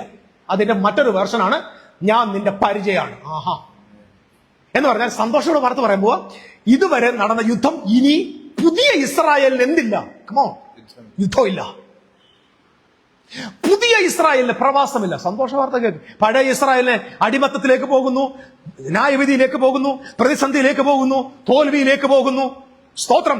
അടിമ വീട്ടിൽ മറ്റുള്ളവരുടെ നുഖത്തിന്റെ കീഴിൽ പോകുന്നു. എന്ന ന്യൂ ടെസ്റ്റമെന്റിൽ തമ്പുരാൻ 15-ാം അധ്യായത്തിൽ 1-ാമത്തെ വാക്യം is a promise to the church. എന്താണ് church? I am your shield. there is no more war. war is finished. നിങ്ങൾക്കറിയാമോ, കഴിഞ്ഞ 2000 വർഷമാ നമ്മളല്ലേ പുതിയ യെരൂശലേം സഭയല്ലേ? ദൈവസഭ എവിടെയെങ്കിലും പ്രവാസത്തിൽ വിട്ടോ? ഏതെങ്കിലും ശത്രു ആക്രമിക്കാൻ വന്നോ? ഒരു ശത്രു ഒരു വഴി വരും, സഭയ്ക്കെതിരെ 7 വഴി അവൻ ഓടിപ്പോവും. ആമേ. അങ്ങനെയല്ല സംഭവിക്കുന്നത്. എവിടെയെല്ലാം സഭയെ എതിർക്കാൻ വന്നോ അവിടെയെല്ലാം സഭ വളർന്നു. ആമേ. ഹല്ലേലൂയ. ഇന്ന് നോർത്ത് ഇന്ത്യയിൽ ഏതൊരു ഉപദേശിയുടെ കഴുത്തെ പിടിച്ച് ഞെക്കി അവനെ 2 അടി കൊടുക്കുമ്പോ നമ്മൾ വിചാരിക്കും ക്രിസ്ത്യാനി എന്ത് പറഞ്ഞത്, തുണിയെ കാണാതെ ഓടും. ഇല്ലടാ, ക്രിസ്ത്യാനി അവിടെ 1000 മടങ്ങ് പെരുകും. കാരണം ക്രിസ്ത്യാനിക്ക് എതിരായി നിൽക്കുന്ന ഒരു ശത്രുവും ഒരായുധവും ഫലിക്കത്തില്ല. കാരണം 15-1 ക്രിസ്തു പറഞ്ഞു I am your shield. I am your shield. രണ്ടാമത്തെ എന്തുവാ? പ്രതിഫലം എന്നല്ലേ പറഞ്ഞേ? എന്റെ അർത്ഥം എന്താ? ഇനിയല്ലെന്ന് പറ. 14 അധ്യായത്തിൽ എന്ത് സംഭവിച്ചേ? രാജാക്കന്മാർ പറഞ്ഞു എന്റെ പൊന്നു ചേട്ടാ ഈ സമ്പത്ത് മൊത്തം കിട്ടുന്ന ആളില്ലെങ്കിൽ എന്നാ മതി. എന്തോ അബ്രഹാം എന്ത് പറഞ്ഞേ? ദൈവം തന്ന പാട്ട് പാടിയാ? ദൈവം തന്ന നന്മകൾക്കെല്ലാം നന്ദി പറഞ്ഞിടുവാ, നാവിതുപോരാ നാളിതുപോരാ ആയുസും ഇതുപോരാ. പാട്ട് പാടിക്കൊണ്ടിരുന്ന പറ. ഈ കോടിക്കണക്കിന് സ്വർണവും വെള്ളിയും മുത്തെല്ലാം കൂടെ എടുത്തിട്ട് ഇയാൾ പറയാം എന്തോട് പോടാ, എടുത്തോണ്ട് പോകാൻ പോ. നാളെ നീ എല്ലാം ഇവിടെ നാട്ടിൽ പോയി വിളിച്ചു പറയും. എന്ത് പറയും? അവനെ ഞാനാണ് അനുഗ്രഹിച്ചത്. നിന്റെ ചെരുപ്പം വേണ്ട, ചെരുപ്പിന് എടുത്തോണ്ട് പോടാന്ന് പറഞ്ഞു. നീ നാളെ വിളിച്ചു പറയും ദുബൈയിലേക്ക് ഞാൻ അവനെ കൊണ്ടുപോയി. സ്തോത്രം. മസ്കറ്റ് വിസ തന്ന ഞാനാന്ന് പറയും. അമേരിക്ക ഞാൻ കാരണം ഇറങ്ങിയെന്ന് പറയും. നീ എടുത്തോണ്ട് പോടാ. നിന്റെ ചെരുപ്പിന്റെ വാറും. അബ്രഹാമിനെ ദൈവമാണ് അനുഗ്രഹിച്ചത്, നീ അല്ല അനുഗ്രഹിച്ചത്. സത്യം പറഞ്ഞ യുദ്ധത്തിൽ പിടിച്ചതല്ല സ്വന്തം കൈ വേണ്ടേ? പറഞ്ഞേ. ഇയാളെന്ന് പറഞ്ഞു എനിക്കത് വേണ്ടെന്നു. ഇപ്പൊ സത്യം പറഞ്ഞ ഭാര്യ എന്തായിരിക്കും പറഞ്ഞ്? 2 നെക്ലസ് 2 മൂക്കൂത്തിയെങ്കിലും കിട്ടുന്ന സന്തോഷത്തിലാണ് ആരിരുന്നത്? സാറാമ വെച്ച് ഈ മന്നന്റെ കൂടെ ഇറങ്ങി തിരിച്ചാൻ അതുപോലെ മുടിഞ്ഞവൻ ഉള്ളതെല്ലാം കളഞ്ഞിട്ടിറങ്ങിയ ഈ കിളവന്റെ കൂടെ ഇറങ്ങണ്ടായിരുന്നു. സഹോദരൻ, എത്രയോ നല്ല ആമ്പിള്ളാർ അവിടെ ഉണ്ടായിരുന്നു മെസപ്പത്തോമയിൽ. ഇങ്ങനെ കൂടെ ഇറങ്ങി തിരിച്ച് നടന്ന് ഏപ്പിളവി. സഹോദരൻ, എവിടെ ചെന്നാലും ഇങ്ങനെ ആകെ ഉള്ള ഒരു പരിപാടി, ഒരു കല്ലുക ആടിനെ കത്തുക, എന്നിട്ടൊരു കൂടാനുണ്ടോ അവിടെ താമസിക്കുക. സത്യം പറഞ്ഞാൽ ഞാൻ സാറായി വലിയ ഹോളിയായിട്ട് ഭയങ്കര നമ്മുടെ ഇന്നത്തെ വില TPM അമ്മച്ചിയുടെ കൂടി സ്റ്റൈലായിട്ട് നടക്കും. ഞാൻ ഇങ്ങനെ പുറകെ നടന്ന് പിറുപിറുക്കുമാരി. അല്ലെങ്കിൽ പിന്നെ ദൈവം തമ്പുരാൻ വന്നിട്ട് പറയാ അടുത്ത വർഷം നിനക്കൊരു മകനെ കിട്ടുമെന്ന് പറഞ്ഞാൽ എന്ത് ചെയ്യണം? പറഞ്ഞാൽ മതി. ദൈവം തമ്പുരാൻ ദൂതന്മാരുമായിട്ട് വന്നിട്ട് പറയാം അടുത്ത വർഷം ഇതേ സമയം നീ ഗർഭം ധരിച്ച ഒരു മകനെ പ്രസവിക്കും. നമ്മളെന്ത് പറയും? മുട്ടുമടക്കി എന്നിട്ട് സ്തോത്രം എന്ന് പറയത്തില്ലേ? ഒന്നുമില്ലാഞ്ഞിട്ട് പൊട്ടപ്രവാചകം പറഞ്ഞിട്ട് നമ്മൾ മുട്ടു കൊടുക്കുന്നു. മനസ്സിലായോ? മാങ്ങ എറിയുന്ന പോലെ പൊട്ടക്കണ്ണ മാവ എറിയുന്ന പോലെ പ്രവചിക്കുന്ന പറഞ്ഞിട്ട് പോലും മുട്ടുമടക്കി yes pastor, yes prophet, yes prophet, prophecy prophet എന്ന് പറയുന്നു. ഇത് അത്യുന്നത തമ്പുരാൻ 2 ദൂതന്മാരുമായിട്ട് വന്നിട്ട് നിനക്ക് ഞാൻ തരാൻ പോകുന്ന പറയുമ്പോ പെൺപിളോട് ചിരിക്കുന്നത് പോയി. ഞാൻ കുറെ കേട്ടോ. ഞാൻ 10-25 വർഷമായിട്ട് കേൾക്കാം എന്റെ ദൂത ഉമ്മ പോ, വേറെ ആളുകളെ കളിപ്പിക്കും. തമ്പുരാന് ഭയങ്കര ഇൻസൾട്ടായി പോയി. നീ എന്ത് ചിരിക്കുന്നത്? ആലോചിച്ച് നോക്ക്. ദൈവം പ്രോമിസ് പറഞ്ഞിട്ടും വിശ്വസിക്കാത്ത തള്ള. ഇതല്ലെങ്കിൽ വലിയ വിശ്വാസമൊന്നുമില്ല. ഹല്ലേലൂയ. ദൈവമേ, സാറായിയുടെ മക്കളാ എല്ലാവരും. വിശ്വാസമില്ലെന്ന്. പ്രൈസ് സാറാമ്മ ചോദിച്ചു, അച്ഛാ യുദ്ധമൊക്കെ കഴിഞ്ഞു. അല്ല, അപ്പുറത്ത് 318 പിള്ളേരുടെ കൂടാരത്തിനകത്ത് ഭയങ്കര ചെലങ്കയുടെ ശബ്ദവും നെക്ലസിന്റെ ശബ്ദവും ഒക്കെ, ഭയങ്കര ബഹളം. പിള്ളേരെല്ലാം കൂടെ അവരുടെ സമ്പത്തൊക്കെ നോക്കുന്നു. അച്ഛനൊന്നും ഇല്ലയോ? ഓ, ദൈവമാണ് എന്റെ സമ്പത്ത്, സ്തോത്രം. എന്റെ സമ്പത്ത് എന്ന് ചൊല്ലുക. എനിക്ക് തോന്നുന്നു അവിടെ വേണം വല്ല ഓലക്കയോ ചിരവയോ അങ്ങനെ ഉണ്ടാകുന്ന എടുത്ത് അബ്രഹാമിനെ അടിക്കാൻ ഞാൻ ഭാഗ്യം. രാത്രി സത്യം പറയാൻ നിരാശപ്പെട്ട് കിടക്കുമ്പോ തമ്പുരാൻ മറുപടി കൊടുത്തെന്താ, എടാ ഞാനാ നിന്റെ പ്രതിഫലം. Is it right? Yes. I am your, ഇത് വളരെ important വാക്കാ. I am your shield, I am your prophet. Reward. എന്താ റിവാർഡ്? എന്തായിരിക്കും ആ റിവാർഡ്? എന്തായിരിക്കും അബ്രഹാമിന് ദൈവം കൊടുത്ത റിവാർഡ്? കരുവാടല്ല, റിവാർഡ്. തമിഴ് കരുവാട് എന്ന് പറഞ്ഞ ഉണക്ക്. What is reward? ആ ദർശനത്തിൽ ഒരു റിവാർഡ് കിട്ടി. ആ റിവാർഡിന് വേണ്ടി അടുത്ത നാൾ മൊത്തം ജീവിച്ചത്.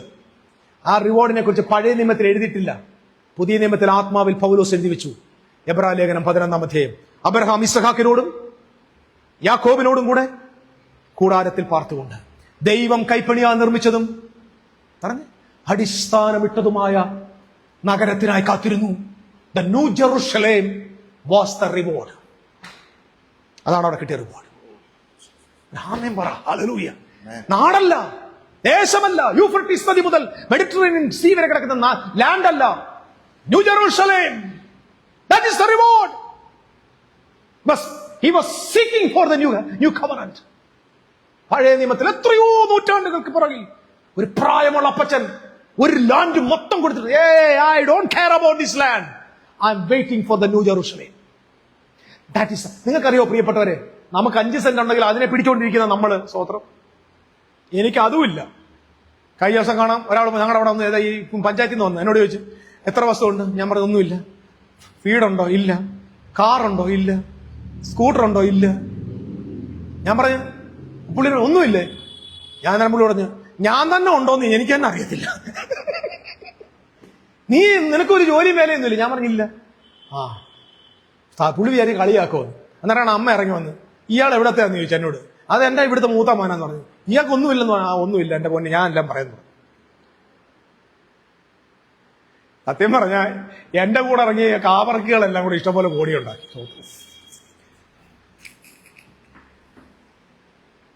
അങ്ങനെ തന്നെ പറയാൻ എനിക്കിഷ്ടം. കാവർക്കാന്ന് പറഞ്ഞ വലിയ തെറ്റൊന്നുമില്ലടാ. തമിഴ്നാട്ടിൽ വല്ലവന്റെ പറമ്പിൽ കയറി വല്ല ബദാങ്കായൊക്കെ പറക്കുന്ന കഥ എല്ലി മക്കൾ അങ്ങനല്ലേ ഉള്ളു. ബദാങ്കയാണോ വെള്ളക്കാതെന്ന് എനിക്ക് അറിയത്തില്ല. ഞാൻ എന്റെ ഇവിടുത്തെ ലാംഗ്വേജ് പറയാം. അതൊക്കെ ക്ഷമിച്ചെങ്കിൽ എന്റെ കാവർക്കികൾ ചില മാങ്ങ പറക്കി എന്നങ്ങ് പറയാം. എന്തായാലും മനുഷ്യനെ കബളിപ്പിച്ചുകൊണ്ട് നടക്കുമെന്ന് എനിക്കറിയാം. Price the Lord. കഴിഞ്ഞ നമ്മുടെ ഒരു ആലപ്പുഴയിൽ ഒരു ചേട്ടായി എന്നെ വിളിച്ചു പറഞ്ഞു, ജോൺ ബ്രദറെ ഒന്ന് മാറ്റി ചവിട്ടാമെന്ന് ചോദിച്ചു എന്നോട്. ഞാൻ ചോദിച്ചു എന്ത് പറ്റിയച്ചാ? അല്ല അച്ഛ എന്നോട് പറയാ, പക്ഷെ നിങ്ങൾ ഇങ്ങനെ പോയാൽ നിങ്ങളുടെ അവസാനം എന്താന്ന് ഞങ്ങൾക്ക് അറിയത്തില്ലെന്ന് പറഞ്ഞു. എനിക്ക് നിങ്ങൾക്ക് അറിയത്തില്ല, ഇതൊക്കെ പറയുന്നത് വലിയ ആളുകളാണ്. ഇങ്ങനെ പോയാൽ നിന്റെ അവസാനം എന്താന്ന്. ഞാൻ പറഞ്ഞു എന്ത് വേണം? പക്ഷെ ഒന്നും മാറ്റി ചവിട്ടാമെങ്കിൽ അടുത്ത 6 മാസം കൊണ്ട് ലെവല് മാറും. ഞാൻ പറഞ്ഞു എന്തുവാ ലെവലാച്ചാ? മാസം നിങ്ങൾ പണ്ട് പ്രസംഗിച്ച പ്രസംഗമൊക്കെ ഇപ്പോഴും ഞങ്ങളുടെ മനസ്സിൽ കിടന്നങ്ങ് പിടയ്ക്കുക. അത് ചുമ്മാ ഒന്ന് പൊടിതട്ടി ഒന്ന് ഇറക്ക എന്റെ പൊന്നു പാസ്റ്റർ. ഞാൻ ചോദിച്ചു, ഞാൻ പണ്ടിട്ട കുറെ ഉടുപ്പ് ഇവിടെ കിടപ്പുണ്ട്, പാന്റും കിടപ്പുണ്ട്, ഞാൻ എത്ര ശ്രമിച്ചിട്ടും കേറുന്നില്ല. പിന്നെ കുറെ പണ്ടിട്ട പിള്ളയുടുപ്പ് ഇവിടെ ഇല്ല, ഉണ്ടെന്നിരിക്കട്ടെ എന്നും വെച്ചോണ്ട് ഞാൻ പിള്ളയുടുപ്പ് ഇട്ടുകൊണ്ട് അടുത്ത ഞായറാഴ്ച യോഗത്തിന് വന്നുള്ള അവസ്ഥ പറഞ്ഞു.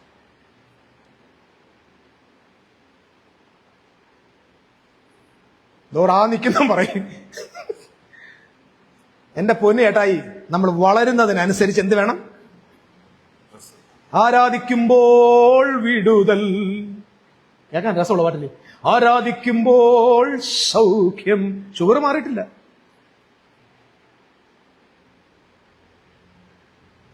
കഴിഞ്ഞ ദിവസം ദുബായിൽ നിന്ന് ഒരാൾ എന്നെ വിളിച്ചിട്ട് പറഞ്ഞു, പാസ്റ്റർ ഞാൻ ഞങ്ങളുടെ ചർച്ച ഇപ്പൊ പോകുന്നില്ല. എന്താ?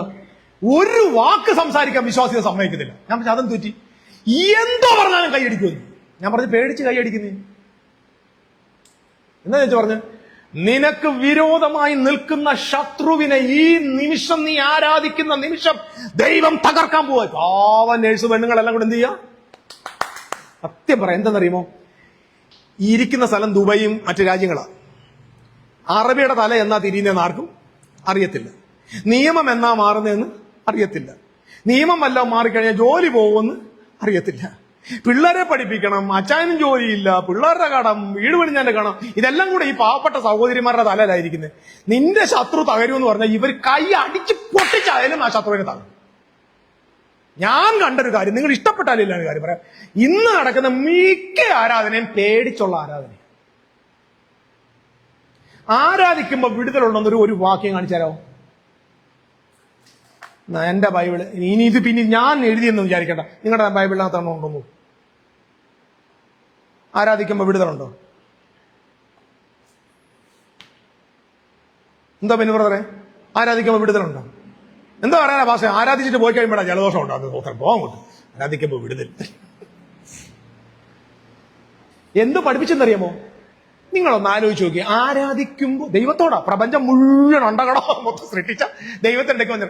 ആരാധിക്കുമ്പോൾ വിടുതൽ, ആരാധിക്കുമ്പോൾ സൗഖ്യം, ദേഹം ദേഹി ആത്മാവിൻ സമാധാനം സന്തോഷം ജ്ഞാനമായി നാഥൻ നൽകി. ഗ്ലോറി ഗ്ലോറി ഗ്ലോറി എന്ന് പറഞ്ഞാൽ ഞാൻ ഈ ഗ്ലോറി തരുന്നത് മുഴുവൻ വല്ലതും തിരിച്ചു തന്നോണം. ഒരു നാണം കെട്ട ആരാധനയാണോ ഇത്?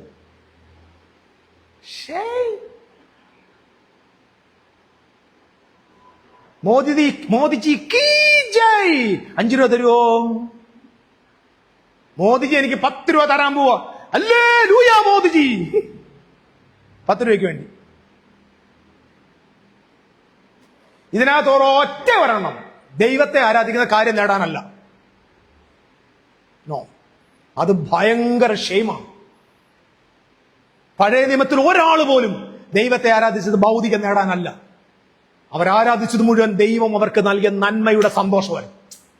എന്തിനാ ആരാധിക്കാൻ? ദൈവമേ, ആയുസോടെ ആരോഗ്യത്തോടാണ് ഇവിടെ കൊണ്ടുവന്നേക്കുക, അങ്ങേക്ക് എന്റെ ആരാധന, ഞാൻ അങ്ങേ നമസ്കരിക്കുന്നു. ഒന്നും തന്നില്ലാലും വേണ്ടിയില്ല, ജീവനോടനെ ശേഷിപ്പിച്ചതിന് നന്ദി. That's all. അവിടെ മാത്രമേ ട്രൂ വർഷിപ്പ് വരത്തുള്ളൂ. അല്ലാത്ത മുഴുവൻ ആരാധനയും it is only customer care. ആമേ. ബന്ധനമഴിയും കെട്ടുകളഴിയും ആരാധനയെങ്കിൽ, ബാധകൾ ഒഴിയും കോട്ടകൾ തകരും ആരാധനയെങ്കിൽ.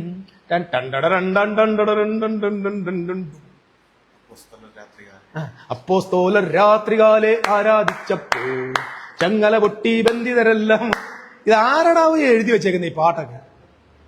ഈ പാട്ടെല്ലാം കൂടെ പാടി പാടി പാടി സഭ മൊത്തം ദൈവം തമ്പര. 1 വെച്ചാൽ 2 കിട്ടും, വൈരാജാവരി ആരാധിക്കുന്നു, ഞങ്ങൾ ആരാധിക്കുന്നു. 4 വെച്ചാൽ 8 താരും യഹോവയാണ്. What stupidity is going on in Christianity today? Are you worshipping God for something?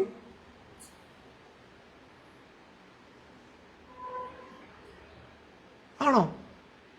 എന്റെ വീട്ടിൽ ഇന്ന് രാവിലെ ഞാൻ എഴുന്നേറ്റ് ചെന്നപ്പോ വിശന്നുണ്ടാ പോയത് കേട്ടോ.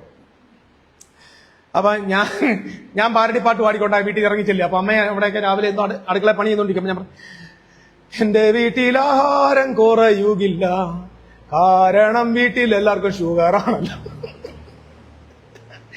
എന്റെ വീട്ടിൽ ദോശ ചുട്ടാൽ പാത്രത്തിലാണ്, കാരണം അപ്പന് ഷുഗറാണല്ലോ. പാട്ടെന്തോ? എന്റെ വീട്ടിൽ ആഹാരം കുറയത്തില്ല, വായ്പ വാങ്ങാനിട വരികയില്ല. പറഞ്ഞ ബാക്കി പാട്. വായ്പ വാങ്ങിയാൽ ഞാൻ കൊടുക്കത്തില്ല. കുറെ തീറ്റിപ്പണ്ടാരത്തിന്റെ പാട്ട് എഴുതി വെച്ചേക്കോ. ജീവിത പങ്ക കുഞ്ഞു വയസ്സ് 3 വയസ്സുണ്ട്, തലയിൽ കുഞ്ഞു തുണി ഇട്ടിട്ട് ജീവിത പങ്കാളിയും എന്റെ മക്കളും എന്റെ സമ്പത്ത്. 3 വയസ്സായിട്ടുള്ളൂ, മുട്ടേന്ന് വിഴിഞ്ഞിട്ടില്ല. പാടുന്ന എന്തുവാ? ജീവിത പങ്കാളിയും എന്റെ മക്കളും. കുരുന്ന നിനക്ക് എവിടെയാ ജീവിത പങ്കാളി ഉണ്ടായ? അത് വിശ്വാസത്താൽ പാടുകയാണ്. ആമേൻ. ജീവിത പങ്കാളി ആലോചിച്ച് നോക്ക്.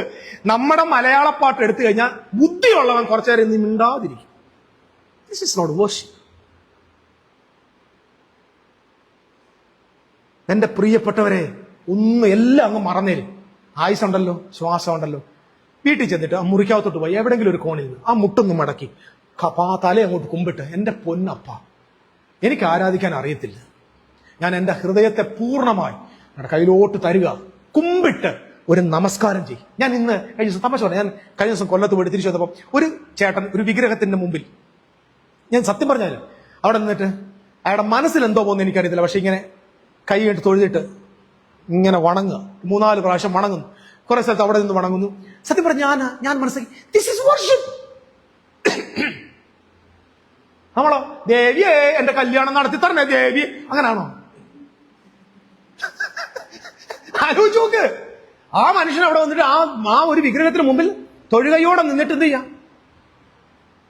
വണങ്ങുക. വണങ്ങുന്നതാണ് ആരോഗ്യം. പ്രപഞ്ചം സൃഷ്ടിച്ചതിന് മുമ്പിൽ എനിക്ക് പറയാൻ വാക്കില്ലപ്പാ. എന്റെ കുഞ്ഞുങ്ങളെ എനിക്ക് ആരോഗ്യം തന്നു, സമ്പത്ത് തന്നു, ഉണ്ണാനോട് തന്നു, നന്ദി. ഇത് വാങ്ങാൻ വേണ്ടിയല്ല ഞാൻ ആരാധിക്കുന്നത്. സ്റ്റോപ്പ് ചെയ്യണം, നിർത്തണം. ഒരിക്കലും അങ്ങനെ ചെയ്യാം. നമ്മുടെ ആരാധന നമ്മുടെ ആവശ്യങ്ങൾ മേലാവരുത്. അല്ല, തന്നാലും തന്നില്ലേലും നീ ആരാധനയ്ക്ക് യോഗ്യൻ. കുഞ്ഞാടെ നീ യോഗ്യൻ, നീ മാത്രമാണ് യോഗ്യൻ. ആമേൻ. തെറ്റിദ്ധരിക്കരുത്. എന്ന് പറഞ്ഞാൽ ആരോഗ്യം, ജീവിതം എന്തോ പോട്ടെ, ജീവിത പങ്കാളി എന്തോ ആയിക്കോട്ടെ, ആരാധിക്കുമ്പോൾ വിടുതലുണ്ടോ? ആരാധിക്കുമ്പോൾ വിടുതലുണ്ട്. 1 മണി കഴിയുമ്പോൾ വിടുതലുണ്ട്. സ്തോത്രം.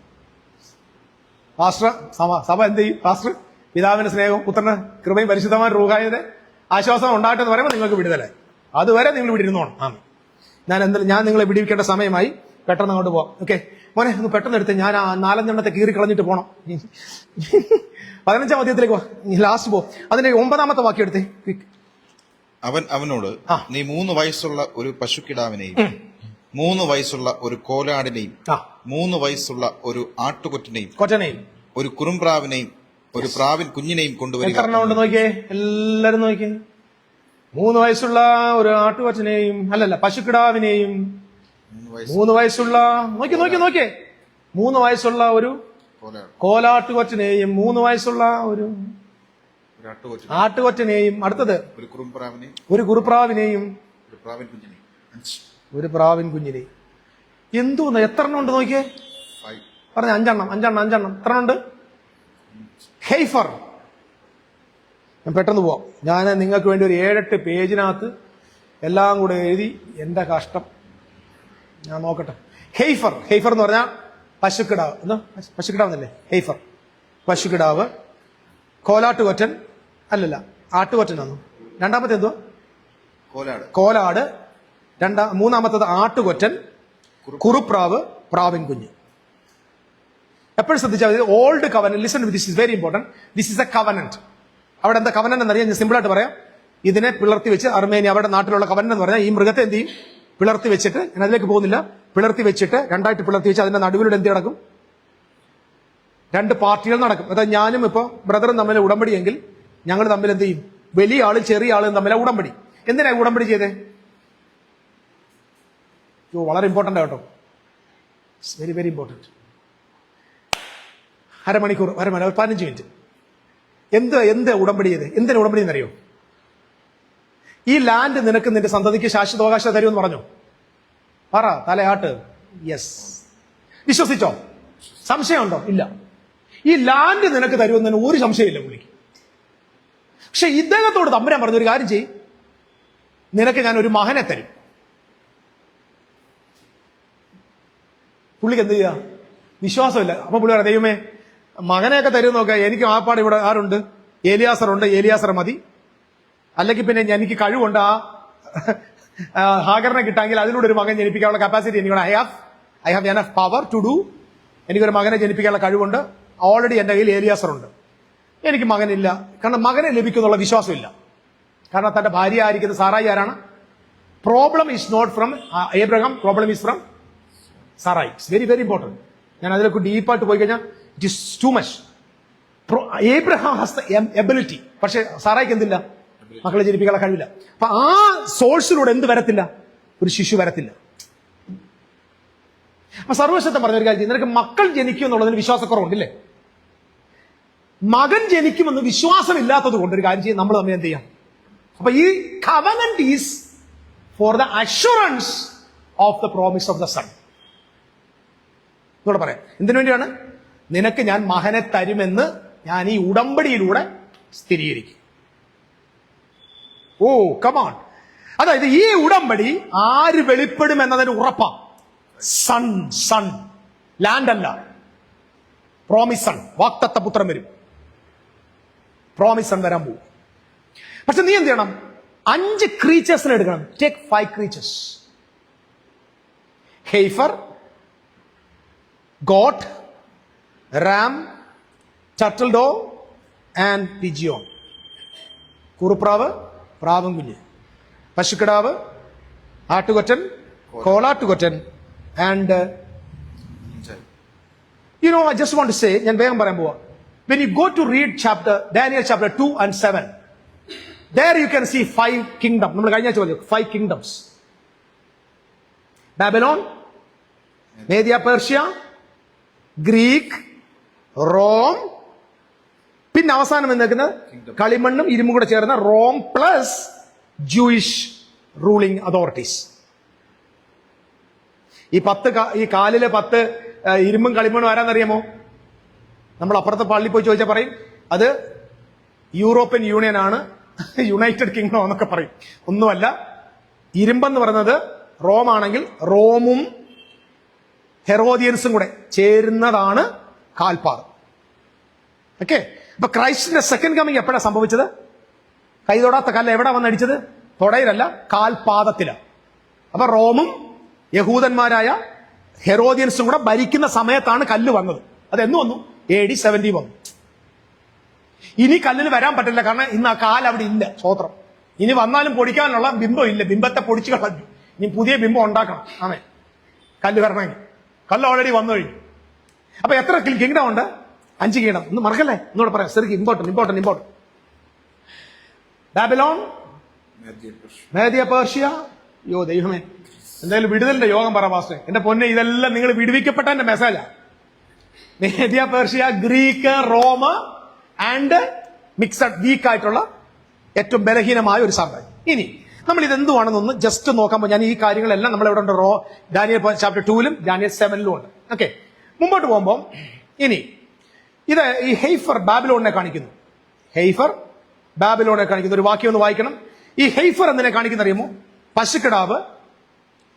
ഇറ്റ് വെൽത്തിനെ കാണിക്കുന്നു, ലക്ഷറിയെ കാണിക്കുന്നു, അഗ്രികൾച്ചറിനെ കാണിക്കുന്നു, ഗോൾഡൻ അവസ്ഥയെ കാണിക്കുന്നു.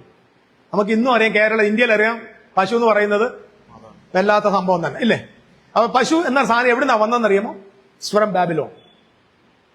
ഓക്കെ. വിശുദ്ധ ബൈബിളിൽ എവിടെയെങ്കിലും ബാബിലോണിനെ പശുവുമായിട്ട് ബന്ധപ്പെടുത്തിയിട്ടുണ്ടോ എന്ന് നോക്കാം. ജസ്റ്റ് ഒരു വാക്യം ഒന്ന് വായിച്ച് സഹായിക്കണം, കാരണം നമ്മൾ ഇമ്മ പറഞ്ഞു പോകുമെന്ന് അറിയണമല്ലോ. യെരമ്യാവിന്റെ പ്രവചനം എടുത്തോ. ജെറമ്യാവിന്റെ പ്രവചനം 50-ാം അധ്യായത്തിന്റെ 11-ാം വാക്യം എടുത്താട്ടെ. ജെറമ്യാവിന്റെ പ്രവചനം 50-ാം അധ്യായത്തിന്റെ 11-ാം വാക്യം. എന്റെ അവകാശം കൊള്ളയിട്ടവരെ. നിന്റെ മോനെ അതിന്റെ 50-ന്റെ 1 വായിച്ച്, എന്നാലേ പറയാൻ മനസ്സിലാവും. 50-ന്റെ 1. യിരെമ്യാ പ്രവാചകൻ മുഖാന്തരം യഹോവ ബാബേലിനെ കുറിച്ചും. ആരെ കുറിച്ച്? എല്ലാവരും ചോദിക്കുക, ബൈബിൾ പഠിക്കുക. ആരെ കുറിച്ച് പറഞ്ഞു? ബാബേലിനെ കുറിച്ച് പറഞ്ഞിരിക്കുന്നു. അടുത്ത വാക്യം. കൽദയ ദേശത്തെ കുറിച്ച് കൽപ്പിച്ചാറുള്ള കൽദയ ദേശം. മതി. ഇനി നേരെ വായിക്കാം. ഇനി 11 വായിക്കാം. എന്റെ അവകാശം കൊള്ളയിട്ടവരെ. നിങ്ങൾ സന്തോഷിക്കുന്നത് കൊണ്ട്. എന്റെ അവകാശം പറഞ്ഞ ഇസ്രായേലാ കേട്ടോ. അവകാശത്തെ കൊള്ളയിട്ടത് കൊണ്ട് സന്തോഷിക്കുന്നവരെ നിങ്ങൾ സന്തോഷിക്കുന്നത് കൊണ്ടും നിങ്ങൾ ഉല്ലസിക്കുന്നത് കൊണ്ടും ധാന്യം മെതിക്കുന്ന പശുക്കിടാവിനെ പോലെ തുള്ളിക്കളിക്കുന്നത് കൊണ്ട്. ഇപ്പൊ അവരാരെ പോലെ തുള്ളിക്കളിക്കുക? ധാന്യം മെതിക്കുന്ന ഹെയ്ഫർ. ഇംഗ്ലീഷ് വെക്കുന്ന ഹെയ്ഫർ. അപ്പൊ ബാബിലോണിനെ ദൈവം ആരായിട്ട് പറയുന്നത്? ഇസ്രായേലിന്റെ സമ്പത്ത് മൊത്തം അപകരിച്ച് അവരെ കൊള്ളയിട്ടിട്ട് ധാന്യം മെതിക്കുന്നിടത്ത് തുള്ളിച്ചാടുന്ന പശുക്കിടാവിനെ പോലെ ആര് ചാടുന്നു? ഈ കൽദയ ദേശം, അല്ലെങ്കിൽ കൽദയർ എന്ന് പറഞ്ഞാൽ ബാബിലോൺ ദേശം. അപ്പൊ ബാബിലോൺ ദേശത്തെ ഇവിടെ ആരായിട്ട് കാണുന്നു? പശുക്കിടാവ്. സന്തോഷമായോ? ഇനി നമ്മൾ ആട്ടുകൊറ്റനും പശുക്കിടാവും നോക്കണം. അല്ല, ആട്ടുകൊറ്റനും ആടും ഉണ്ടല്ലേ. നേരെ ദാനിയേൽ പ്രവചനം 8 ഒന്ന് വന്നേ. ക്വിക്ക്. ദാനിയേലിന്റെ പ്രവചനം ഞാൻ ജസ്റ്റ് ഒന്ന് പറഞ്ഞു പോവാണേ. ദാനിയേലിന്റെ പ്രവചനം 8-ാം അധ്യായത്തിന്റെ ഇതിന്റെ ആ വാക്യങ്ങൾ 1 മുതൽ പെട്ടെന്നൊന്ന് താഴ്ത്തു നോക്കൂ. സ്പീഡായിട്ടൊന്ന് വായിച്ചു. 1-ാം വാക്യം മുതൽ. ഞാൻ തലപൊക്കി നോക്കിയപ്പോൾ 2 കൊമ്പുള്ള ഒരു ആട്ടുകൊറ്റൻ. മതി. ഞാൻ തലപൊക്കി നോക്കിയപ്പോൾ 2 കൊമ്പുള്ള ഒരു ആട്ടുകൊറ്റൻ. നദീതീരത്ത് നിൽക്കുന്നത്. മതി. ആരായിരുന്നു? ആട്ടുകൊറ്റൻ. നമ്മുടെ അവിടെ ഉണ്ട് ആട്ടുകൊറ്റൻ. ശ്രദ്ധിച്ചേ. അപ്പം നമ്മൾ ശ്രദ്ധിക്കുക. അബ്രഹാമിനോട് തമ്പുരാൻ പറയാടാ, നീ ഒരു പശുക്കിടാവിനെ കൊണ്ടുപോവാ, നീ ഒരു ആട്ടുകൊറ്റനെ കൊണ്ടുപോവാ, നീ ഒരു കോലാട്ടുകൊറ്റനെ കൊണ്ടുപോവാ, നീ ഒരു കുറുപ്രാവിനെ കൊണ്ടുപോവാ, പ്രാവിൻ കുഞ്ഞിനെ കൊണ്ടുപോവാ, നീ 5 എണ്ണത്തെ കൊണ്ടുപോവാ. ഗ്ലോറി എന്ന് പറഞ്ഞാൽ നീ കഴിഞ്ഞ അധ്യായത്തിൽ 5 രാജാക്കന്മാരോട് യുദ്ധം ചെയ്തു. തോൽപ്പിച്ചു, പരാജയപ്പെട്ടു. അത് സംബന്ധമായ ഒരു ഉടമ്പടിയിലേക്ക് ഞാൻ പോവുക. ആമേൻ, ഹല്ലേലൂയ. ഞാൻ ഒന്ന് ബാക്കിലോട്ട് വന്നോട്ടെ, നിങ്ങൾ എന്റെ സന്തോഷമാണോ? എത്ര ദിവസം കൊണ്ട് ദൈവം ഭൂമിയെ സൃഷ്ടിച്ചേ? ഭൂമി, ആകാശം, ഭൂമി 7 ദിവസം. 7 ദിവസം. എത്രാം ദിവസം സൂര്യൻ, ചന്ദ്രൻ, നക്ഷത്രത്തെ സൃഷ്ടിച്ചേ? 4th day. 5th ഡേയിൽ എന്താ സൃഷ്ടിച്ചേ? സമുദ്രത്തിൽ സകലവിധ ജന്തുക്കളും മത്സ്യങ്ങളും പറവകളും ഉണ്ടാകട്ടെ അല്ലേ? എല്ലാവരും 5ാം നാളിൽ എന്തിനെ സൃഷ്ടിച്ചു? സീ ക്രീച്ചേഴ്സ് അല്ലേ? തിമിംഗലങ്ങള്, വലിയ വലിയ കടൽ ജന്തുക്കൾ, പറവകൾ എല്ലാം സൃഷ്ടിച്ചില്ലേ? എന്തോ അതിന്റെ അർത്ഥം?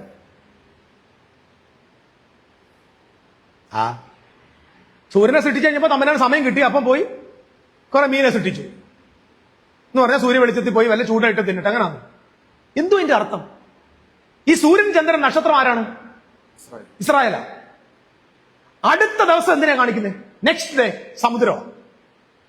ദൈവം അവരെ തന്റെ ഉടമ്പടിയുടെ മക്കളാക്കാൻ പറ്റി. ഇത് ശ്രദ്ധിക്കണം, തന്റെ ഉടമ്പടിയുടെ, ദൈവത്തിന്റെ ഉടമ്പടിയുടെ പേരാണ് സൂര്യൻ, ചന്ദ്രൻ, നക്ഷത്രം.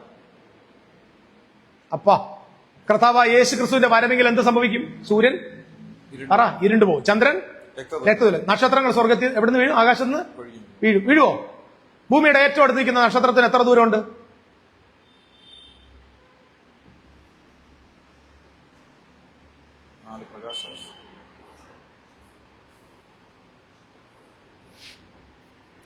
ഇതാവേ, നീ വരത്തില്ലെന്ന് എനിക്കറിയാം, ഒന്ന് വന്ന് എന്നെ അങ്ങ് എടുത്തോണ്ട് പോവോ?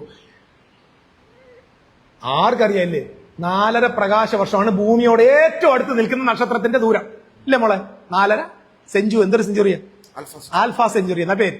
ഇതെങ്കിലും ഒന്ന് പഠിക്കും. ചുമ്മാ ആശ തൂങ്ങി അടക്കുക. Alpha century.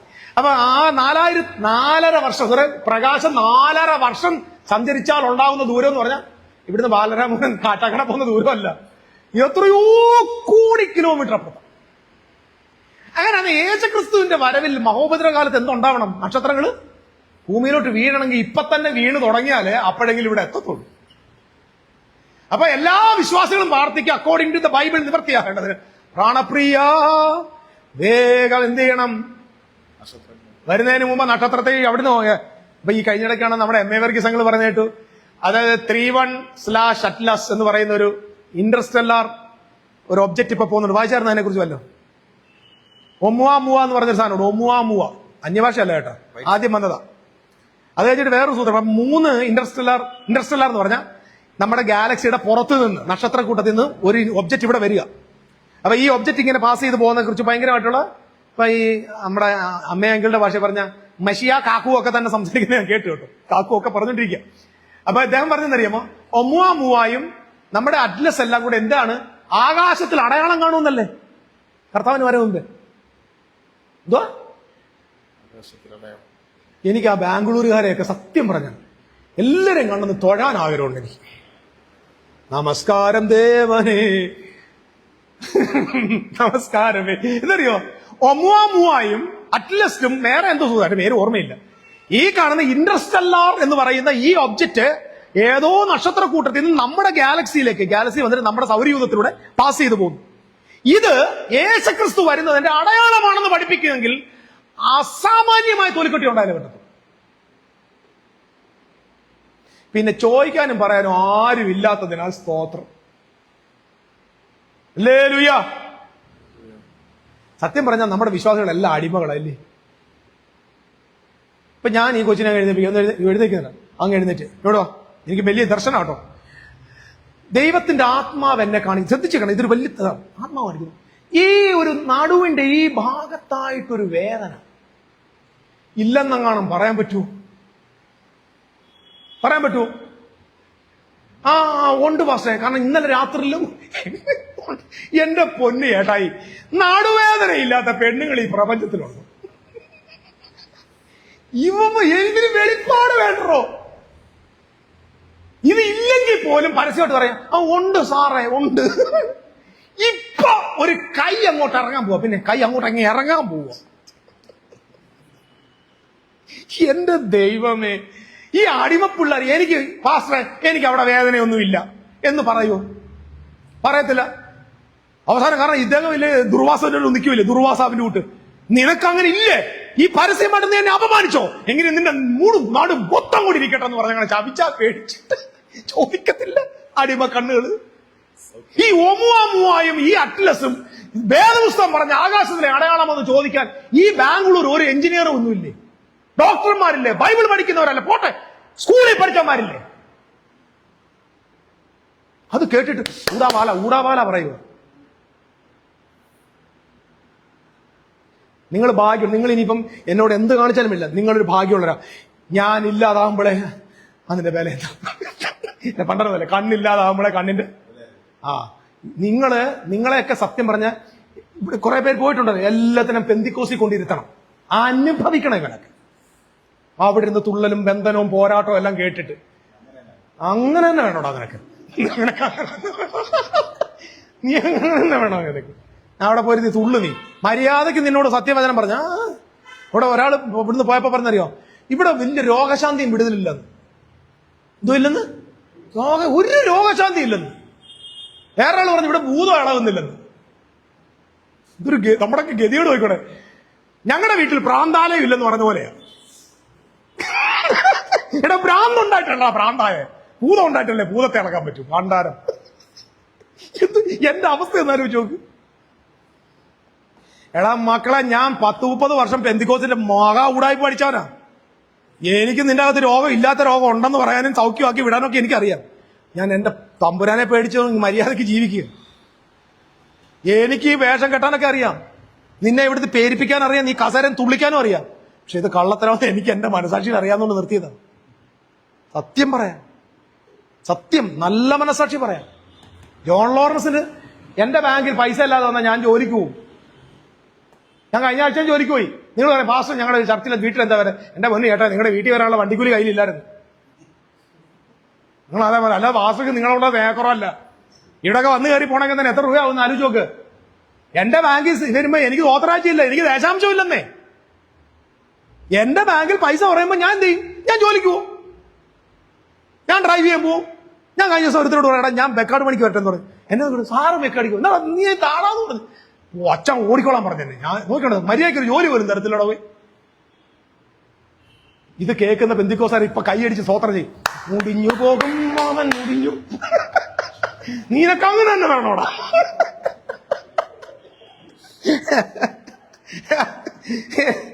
അയ്യോ യേശുപ്പാ എന്നെ രക്ഷ. സത്യമാണോ കുട്ടികളെ? ഇതെല്ലാം മുറിച്ചെടുത്ത് ആനന്ദിക്കുന്നവർ അവന്മാർ വേണം. ഇത് ഈ ക്ലിപ്പ് എടുത്തിട്ട് അവന്മാർ വേണം 4 ബിയർ വാങ്ങിച്ച് കുടിക്കും. ഓക്കെ, എന്തായാലും മനസ്സിലായോ? പശുക്കിടാവ് ആരാണ്? ബാബിലോൺ. മേദ്യ പേർഷ്യ ആരാന്ന് നോക്കി? 2 ആട്ടുകൊറ്റൻ. റാം എന്തോ മനസ്സിലായോ? മേദ്യ പേർഷ്യ 2 കൊമ്പുള്ള ആട്ടുകൊറ്റൻ ആരാണ്? മേദ്യ പേർഷ്യ. അത് തോട്ട് വയ്ക്കുമ്പോൾ അത് കഴിയുമ്പോൾ ആര് വരുന്നു? ഗ്രീക്ക് വരുന്നു. ഗ്രീക്ക് ആരാണ്? കോലാട്ടുകൊറ്റൻ. ഓക്കെ, കോലാട്ടുകൊറ്റൻ. This is very important. കോലാട്ടുകൊറ്റൻ. അപ്പം അവനോട് ദൈവം പറഞ്ഞെന്താ? നീ പശുക്കിടാവിനെ കൊണ്ടുവരണം. മോൺ, ഓ മൈ ഗോഡ്, ആട്ടുകൊറ്റനെ കൊണ്ടുവരണം, കോലാട്ടുകൊറ്റനെ കൊണ്ടുവരണം. പശുക്കിടാവ് ബാബിലോൺ, ആട്ടുകൊറ്റൻ മേദ്യ പേർഷ്യ, കോലാട്ടുകൊറ്റൻ 8-ാം അധ്യായം വായിച്ചാൽ മതി. ആര്? ഗ്രീക്ക്. ഇനി ഇത് റോം എങ്ങനെ ടർട്ടൽ ഡവ് ആവും? അതായത് പ്രശ്നം. കുറുപ്രാവിനെ കൊണ്ടുവരാൻ പറ്റില്ല. ശ്രദ്ധിക്കും. അപ്പം ഇവിടെ കുറുപ്രാവ് എങ്ങനെയാവും എന്ന് ഞാൻ ജസ്റ്റ് നോക്കാം. ഞാനത് നിങ്ങൾ വായിക്കണം. Just you go and read Daniel chapter 8 കൃത്യമായിട്ട് വായിക്കും. ഇറ്റ് ഈസ് കണക്റ്റഡ് വിത്ത്, നമുക്കറിയാം നമ്മുടെ കർത്താവായ യേശു ക്രിസ്തുവിന്റെ പ്രതീകമായിട്ട് ഉൽപ്പത്തി പുസ്തകം 22-ാം അധ്യായത്തിൽ യാഗം അർപ്പിക്കാൻ കൊണ്ടുവന്ന കോലാട്ടുകൊറ്റനാവും അല്ലേ? കോലാട്ടുകൊറ്റൻ അത് ആരുടെ റെപ്രസെന്റേറ്റീവ്? ക്രൈസ്റ്റുമായിട്ട് കാണുന്നുണ്ടല്ലേ? ആർക്ക് പകരം? ഇസഹാക്കിന് പകരമായി കൊല്ലപ്പെടുന്നത് ഒരു കോലാട്ടുകൊറ്റൻ കൊല്ലപ്പെടുന്നു. ഓക്കെ, നമ്മൾ ആദ്യം അവിടെ കാണാൻ പറ്റും. So I don't want to connect that's. അവിടെ കണക്ട് ചെയ്യുന്നില്ല. Just I can't go forth. ഇനി ടർട്ടിൽ ഡോ എന്ന് പറഞ്ഞാൽ എന്താണ്? ടർട്ടിൽ ഡോ നമുക്കറിയാം. ഈ കോലാട്ടുകൊറ്റന് ശേഷം വന്നിക്കുന്ന മൃഗം അടുത്താരെന്നറിയുമോ? ഒരു ഭയങ്കര മൃഗം, അതിനെ ഡിവോറിംഗ് ബീസ്റ്റ് എന്ന് പറഞ്ഞ് കടിച്ചു കീറുന്ന ഒരു മൃഗം വന്നത്. ഏതാത്? ഗ്രീക്കിന് ശേഷം വന്ന റോമിനെ കൊടുത്ത് പറയുന്ന ഒരു ഇരുമ്പാണ്. ഇരുമ്പിന്റെ പവറുള്ള കടിച്ചു കീറുന്ന ഡിവോർ ചെയ്യുന്ന ഒരു ബീസ്റ്റിനെ കുറിച്ചാണ് 8-ാം അധ്യായത്തിൽ 7-ാം അധ്യായത്തിലും അങ്ങനെ പറഞ്ഞു. ഡാനിയേൽ പറഞ്ഞ 7 കാണാൻ പറ്റും. പക്ഷേ ഇതിനൊരു പ്രത്യേകതയുണ്ട്. ഈ റോമിന്റെ പ്രത്യേകത, റോം ഒരിടത്ത് പോലും ഏത് നാട്ടിൽ ചെന്നാലും വലിച്ചു കീറാനോ കൊല്ലാനോ കത്തിക്കാനോ പോകത്തില്ല. റോമിന്റെ ശൈലി എന്ന് പറയുന്നത് പീസാണ്. ശ്രദ്ധിക്കണേ, എന്താണ് എല്ലാവരും കേക്ക്, എന്തോ പീസ്. നമുക്കറിയാം ജൂലിയസ് സീസറിന് ശേഷം അഗസ്റ്റസ് സീസർ വന്നു. അഗസ്റ്റസ് സീസറിന്റെ കാലമായപ്പോൾ റോമിൽ എന്തുണ്ടായി? Pax Romana. പാക്സ് റൊമാന എന്ന് പറഞ്ഞാൽ എന്തറിയോ? പീസ്. റോമൻ എംപയർ മുഴുവൻ സമാധാനം, യുദ്ധമില്ല. ഒരു രാജ്യമായിട്ട് എന്ത് ചെയ്യത്തില്ല?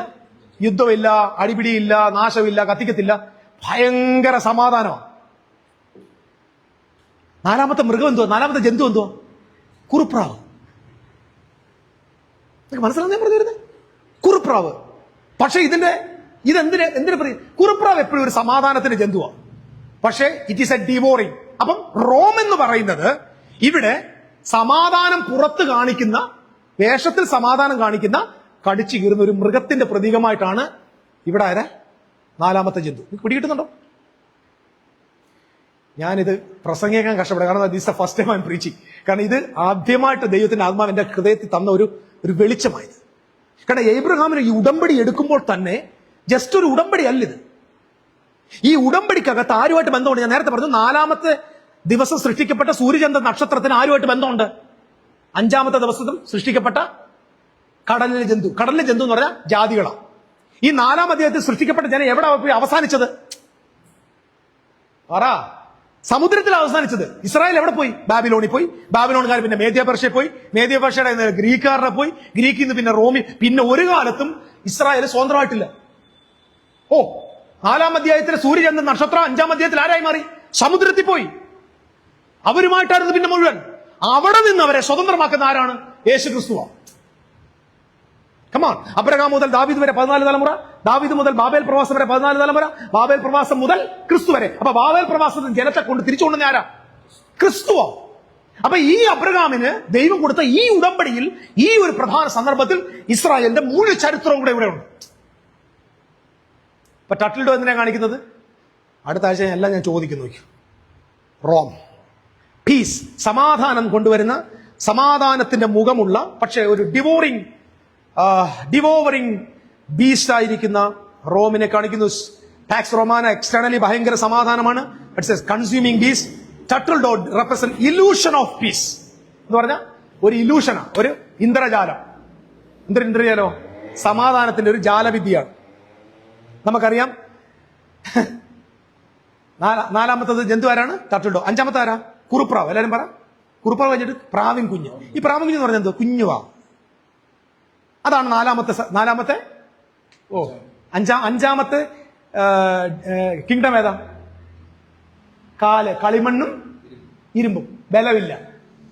പ്രാവിൻ കുഞ്ഞിന് ബലമുണ്ടോ? വീക്കാണ്. എല്ലാം മനസ്സിലായ? എവിടെ തുടങ്ങി? ഹെയ്ഫറി തുടങ്ങി എവിടെ എത്തിച്ചു? വീക്ക് കിങ്ഡം എത്തി. വെറും കളിമണ്ണും മണ്ണും, കളിമണ്ണ് ഇരുമ്പ് ചേരത്തില്ല. Just weak. അതിനെ റെപ്രസെന്റ് ചെയ്യുന്നത് ഇവിടുത്തെ കൊണ്ടുവന്നേക്കുന്ന ഉടമ്പടിയിൽ എന്താണ് നിൽക്കുന്നത്? ടട്ടിൽഡോ. ഞാൻ ഒന്നുകൂടെ പറയാം. ഇവിടെ എന്തൊക്കെയുണ്ട്?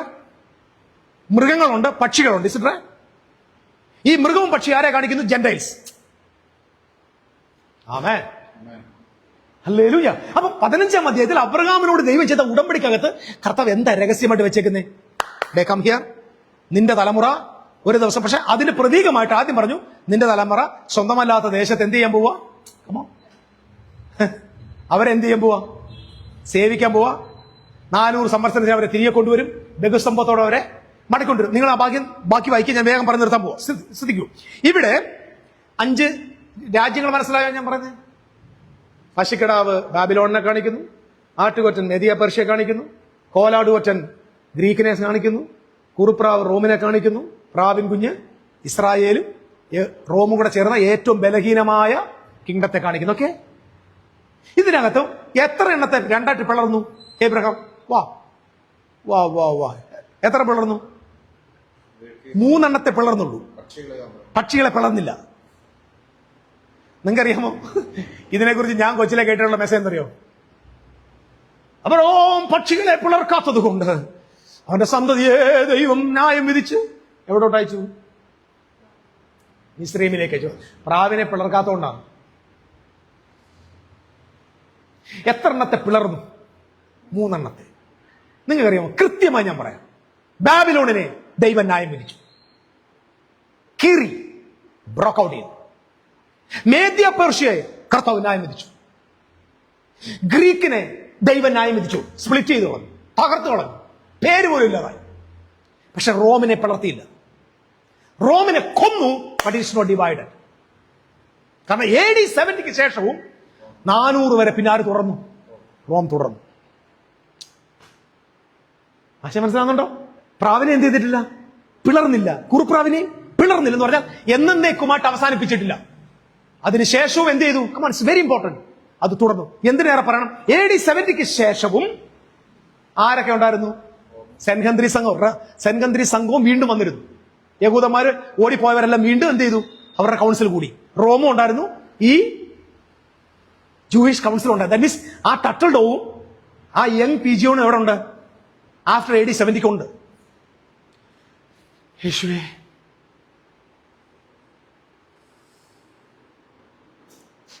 ഞാനിത് വല്ല അമേരിക്കൻ അങ്ങ് പോയി പ്രസംഗിച്ചത് $2 കിട്ടിയത്. This A first time sorry ഞാൻ പൈസയ്ക്ക് വേണ്ടി പറയാല്ല കേട്ടോ, ദൈവം തെറ്റിദ്ധരിക്കരുത്. നിങ്ങൾക്ക് ഇതിന്റെ ആഴം മനസ്സിലാവുന്നുണ്ട്? നിങ്ങൾക്ക് ഇതൊരു ഒരു കവനന്റ് ആയിട്ട് നമ്മൾ കണ്ടതില്ലേ? എന്തിവിടെ കർത്താവ് തെളിയിക്കുന്നത്? This is the total destiny of Israel. Amen. ഒടുവിൽ പറയുന്നൊരു വാക്കുണ്ട്, പോകും, അവർ അടിമയാകും. അതിന്റെ ആദ്യത്തെ പ്രതീകമായിട്ട് അവിടെ പോകും, മിസ്രൈമിൽ പോകും അല്ലേ? പോയിട്ട് തിരിച്ചു വരും, ബാബിലോണിൽ പോകും, മേദ്യ പേർഷ്യ പോകും, ഗ്രീക്കിന് അടിമയാകും, റോമിന് അടിമയാകും. പക്ഷെ ഞാൻ അവരെ തിരിച്ചു കൊണ്ടുവരും. എങ്ങനെ കൊണ്ടുവരുമെന്നാ പറഞ്ഞേ? എങ്ങനെ കൊണ്ടുവരും? ബഹു സമ്പത്തോടെ കൊണ്ടുവരും. ഇതാണ് ഇസ്രായേലിന് കൊടുത്ത ദൈവത്തിന്റെ ക്ലൈമാക്സ് മെസ്സേജ്. അവർ തിരികെ വന്നപ്പോൾ കിട്ടിയ ബഹുസമ്പത്ത് എന്താണ്? പൊന്നും വെള്ളിയല്ല. ന്യൂ ടെസ്റ്റമെന്റിൽ ആദമിന് പോലും ലഭിക്കാതെ പോയ ഏറ്റവും വലിയ സമ്പത്തായ നിത്യജീവൻ, ദൈവരാജ്യം. ഓ കമാൺ, ദൈവനീതി, സ്വർഗത്തിലെ സകല ആത്മീയ അനുഗ്രഹങ്ങളാലും ഈ ജനത സമ്പന്നമായി. ക്രിസ്തുവിലൂടെ അവരെ ദൈവം തിരികെ കൊണ്ടുവന്നു, ബഹുസമ്പന്നരായി മാറി. They got the inheritance of God. എന്ന് പറയാം, സ്വർഗത്തിലെ ദൈവം എല്ലാം എവിടെ മറച്ചു വെച്ചിരിക്കുന്നു? നിങ്ങൾക്ക് സമയം കിട്ടുവാണെങ്കിൽ just go and read Genesis chapter 15 again. അവിടെ ഒരു ഉടമ്പടിയുണ്ട്, പ്രാവിനെ പിളർക്കാതെ അപ്പുറത്ത് വ്രതം വെച്ചിരിക്കുന്നു. സന്തോഷ വാർത്ത പറഞ്ഞ് നിർത്താൻ പോവാ. മോനെ ആ താഴോട്ടൊന്ന് വായിച്ചേ.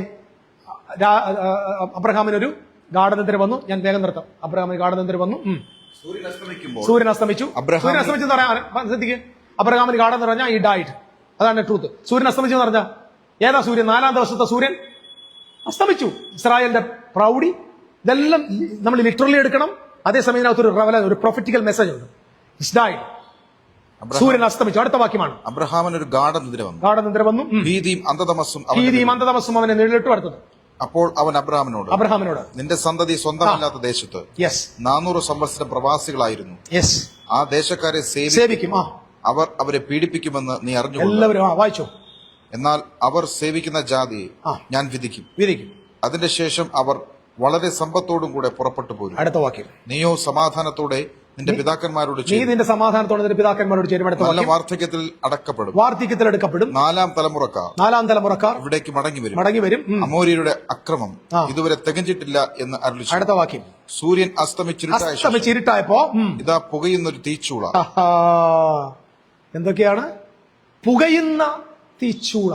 അടുത്ത വാക്യം തൊട്ടു പുറകെ, ആ ഭാഗങ്ങളുടെ നടുവെ ജ്വലിക്കുന്ന ഒരു പന്തം. എത്ര പോയത്? This very very important. പുകയുന്ന തീച്ചൂള. രണ്ടാമത് അതിന് തൊട്ടു പുറകെ ജ്വലിക്കുന്ന പന്തം. The smoking furnace and a lightning torch. എപ്പോഴും പുകയുന്ന തീച്ചൂള. ജഡ്ജ്മെന്റ് എവിടെ ഇത് അവസാനിക്കാൻ പോകുന്നത്? സൂര്യൻ അസ്തമിച്ചു, ഇരുട്ടായപ്പോൾ ദൈവം 2 കാര്യം വെളിപ്പെടുത്തി. There's a smoking furnace is coming. Judgment is coming upon your people. തീർന്നിട്ടില്ല. തൊട്ടു പുറകെ there is a burning furnace. തൊട്ടു പുറകെ എന്ത് വരാൻ പോവാ? A lightning torch. That is salvation. Your people is going to be judged, but God will never lose them all. പുറകിൽ എന്ത് വരാൻ പോകുന്നു? ജ്വലിക്കുന്ന പന്തം, ക്രിസ്തുവിലൂടെ വരാൻ പോകുന്ന സാൽവേഷൻ വരാം. ഞാൻ ഒന്നുകൂടെ പറയാം. അബ്രഹാം ആ ഉറക്കത്തിൽ he saw the beginning and the end of his all generation. ഇതൊരു ഭാഗ്യമല്ലേ? ആ നിദ്രയിൽ ഒരൊറ്റ രാത്രിയിൽ ഞാൻ വിശ്വസിക്കുന്നു ക്രിസ്തു എന്ന വചനം വെളിപ്പെട്ടിട്ട് അവന് തന്റെ പുത്രന്മാർക്ക് എന്ത് സംഭവിക്കാൻ പോകുന്നു, അത് എവിടെ അവസാനിക്കാൻ പോകുന്നു, അതർക്ക് എന്ത് അവസാനം, അതിനുശേഷം വരാൻ പോകുന്ന നാം ഇന്ന് അനുഭവിച്ചുകൊണ്ടിരിക്കുന്ന നിത്യരക്ഷ എന്ന ജ്വലിക്കുന്ന പന്തവും അബ്രഹാം ദർശനത്തിൽ കണ്ടു. That is the revelation. That is the revelation. I want to say there is no condemnation in Christ Jesus. ക്രിസ്തുവേശുള്ളവർക്ക് എന്തില്ല? ശിക്ഷാവധിയില്ല. നിങ്ങളുടെ ഇവന്റെയും മുമ്പിൽ പുകയുന്നൊരു തീച്ചുളയില്ല. നമ്മുടെ മുമ്പിലാകെയുള്ളത് ജ്വലിക്കുന്ന പന്തമേ ഉള്ളൂ. ആമേൻ. That is the salvation of our Lord Jesus Christ. Hallelujah. Abraham എന്നതിന്റെ സന്തതികൾ ഒരു ന്യായവിധിയോട് അവസാനിക്കാൻ പോവുക. പക്ഷെ അവരുടെ നടുവിൽ നിന്നൊരു ശേഷിപ്പിനെ ഞാൻ ജ്വലിക്കുന്ന പന്തവുമായി, നിന്റെ പുത്രൻ അബ്രഹാമിന്റെ പുത്രൻ ജ്വലിക്കുന്ന പന്തമായി രക്ഷയുടെ നാഥനായി പുറത്തേക്ക് വരികയാണ്. മറക്കല്ലേ, ഉൽപ്പത്തി പുസ്തകം 15-ാം അധ്യായം 14-15 ദൈവം ആ വലിയ വെളിപ്പാട് തന്റെ ജനത്തിന് കൊടുത്തിരിക്കുക. നമ്മളിപ്പോൾ എവിടെ നിൽക്കുന്നത്? ഞാൻ എന്തിനാ പറഞ്ഞു വന്നത്? We are not facing any furnace. ഏതോ ഒരു ന്യായവിധിയെ കാണുന്നവരല്ല നമ്മൾ. നാം ജ്വലിക്കുന്ന പന്തത്തിന്റെ കൂടെ. ആമേ. യേശു പറഞ്ഞു, ഞാൻ ലോകത്തിന്റെ തീയെന്നല്ല വെളിച്ചമാവും. എന്നിൽ വിശ്വസിക്കുന്നവന് ഇരുളിൽ നടക്കാതെ ജീവന്റെ വെളിച്ചത്തിൽ നടക്കും. ഏബ്രഹാമിന്റെ സന്തതികൾ കൂരിരുട്ടിലേക്ക് പോകുമ്പോൾ രാജ്യത്തിന്റെ പുത്രന്മാരെ എവിടെ തള്ളുമെന്ന് പറഞ്ഞ്? പുറത്തുള്ള ഇരുട്ടിലേക്ക് തള്ളിക്കളയും. എന്നാൽ അവന്റെ നീതിമാന്മാർ പ്രകാശിക്കും. ആമേൻ. ജ്യോതിസുകളെ പോലെ പ്രകാശിക്കും. ഇതെല്ലാം പുതുനിയമത്തിൽ പറഞ്ഞിരിക്കുന്ന മുഴുവൻ രഹസ്യവും ഒരൊറ്റ അധ്യായത്തിൽ ദൈവം അവന് നൽകിയിരിക്കുന്നു. എത്ര പേർക്ക് കർത്താവിന് സ്തോത്രം ചെയ്യാൻ പറ്റുമോ വചനത്തെ ഓർത്ത്? Let us thank God for it. നമുക്ക് ഒരുമിച്ച് ദൈവസന്നിധിയിൽ പ്രാർത്ഥിക്കാം. നമുക്ക് ദൈവസന്നിധിയിൽ എഴുന്നേറ്റ് നിൽക്കാം. ഹല്ലേലൂയ.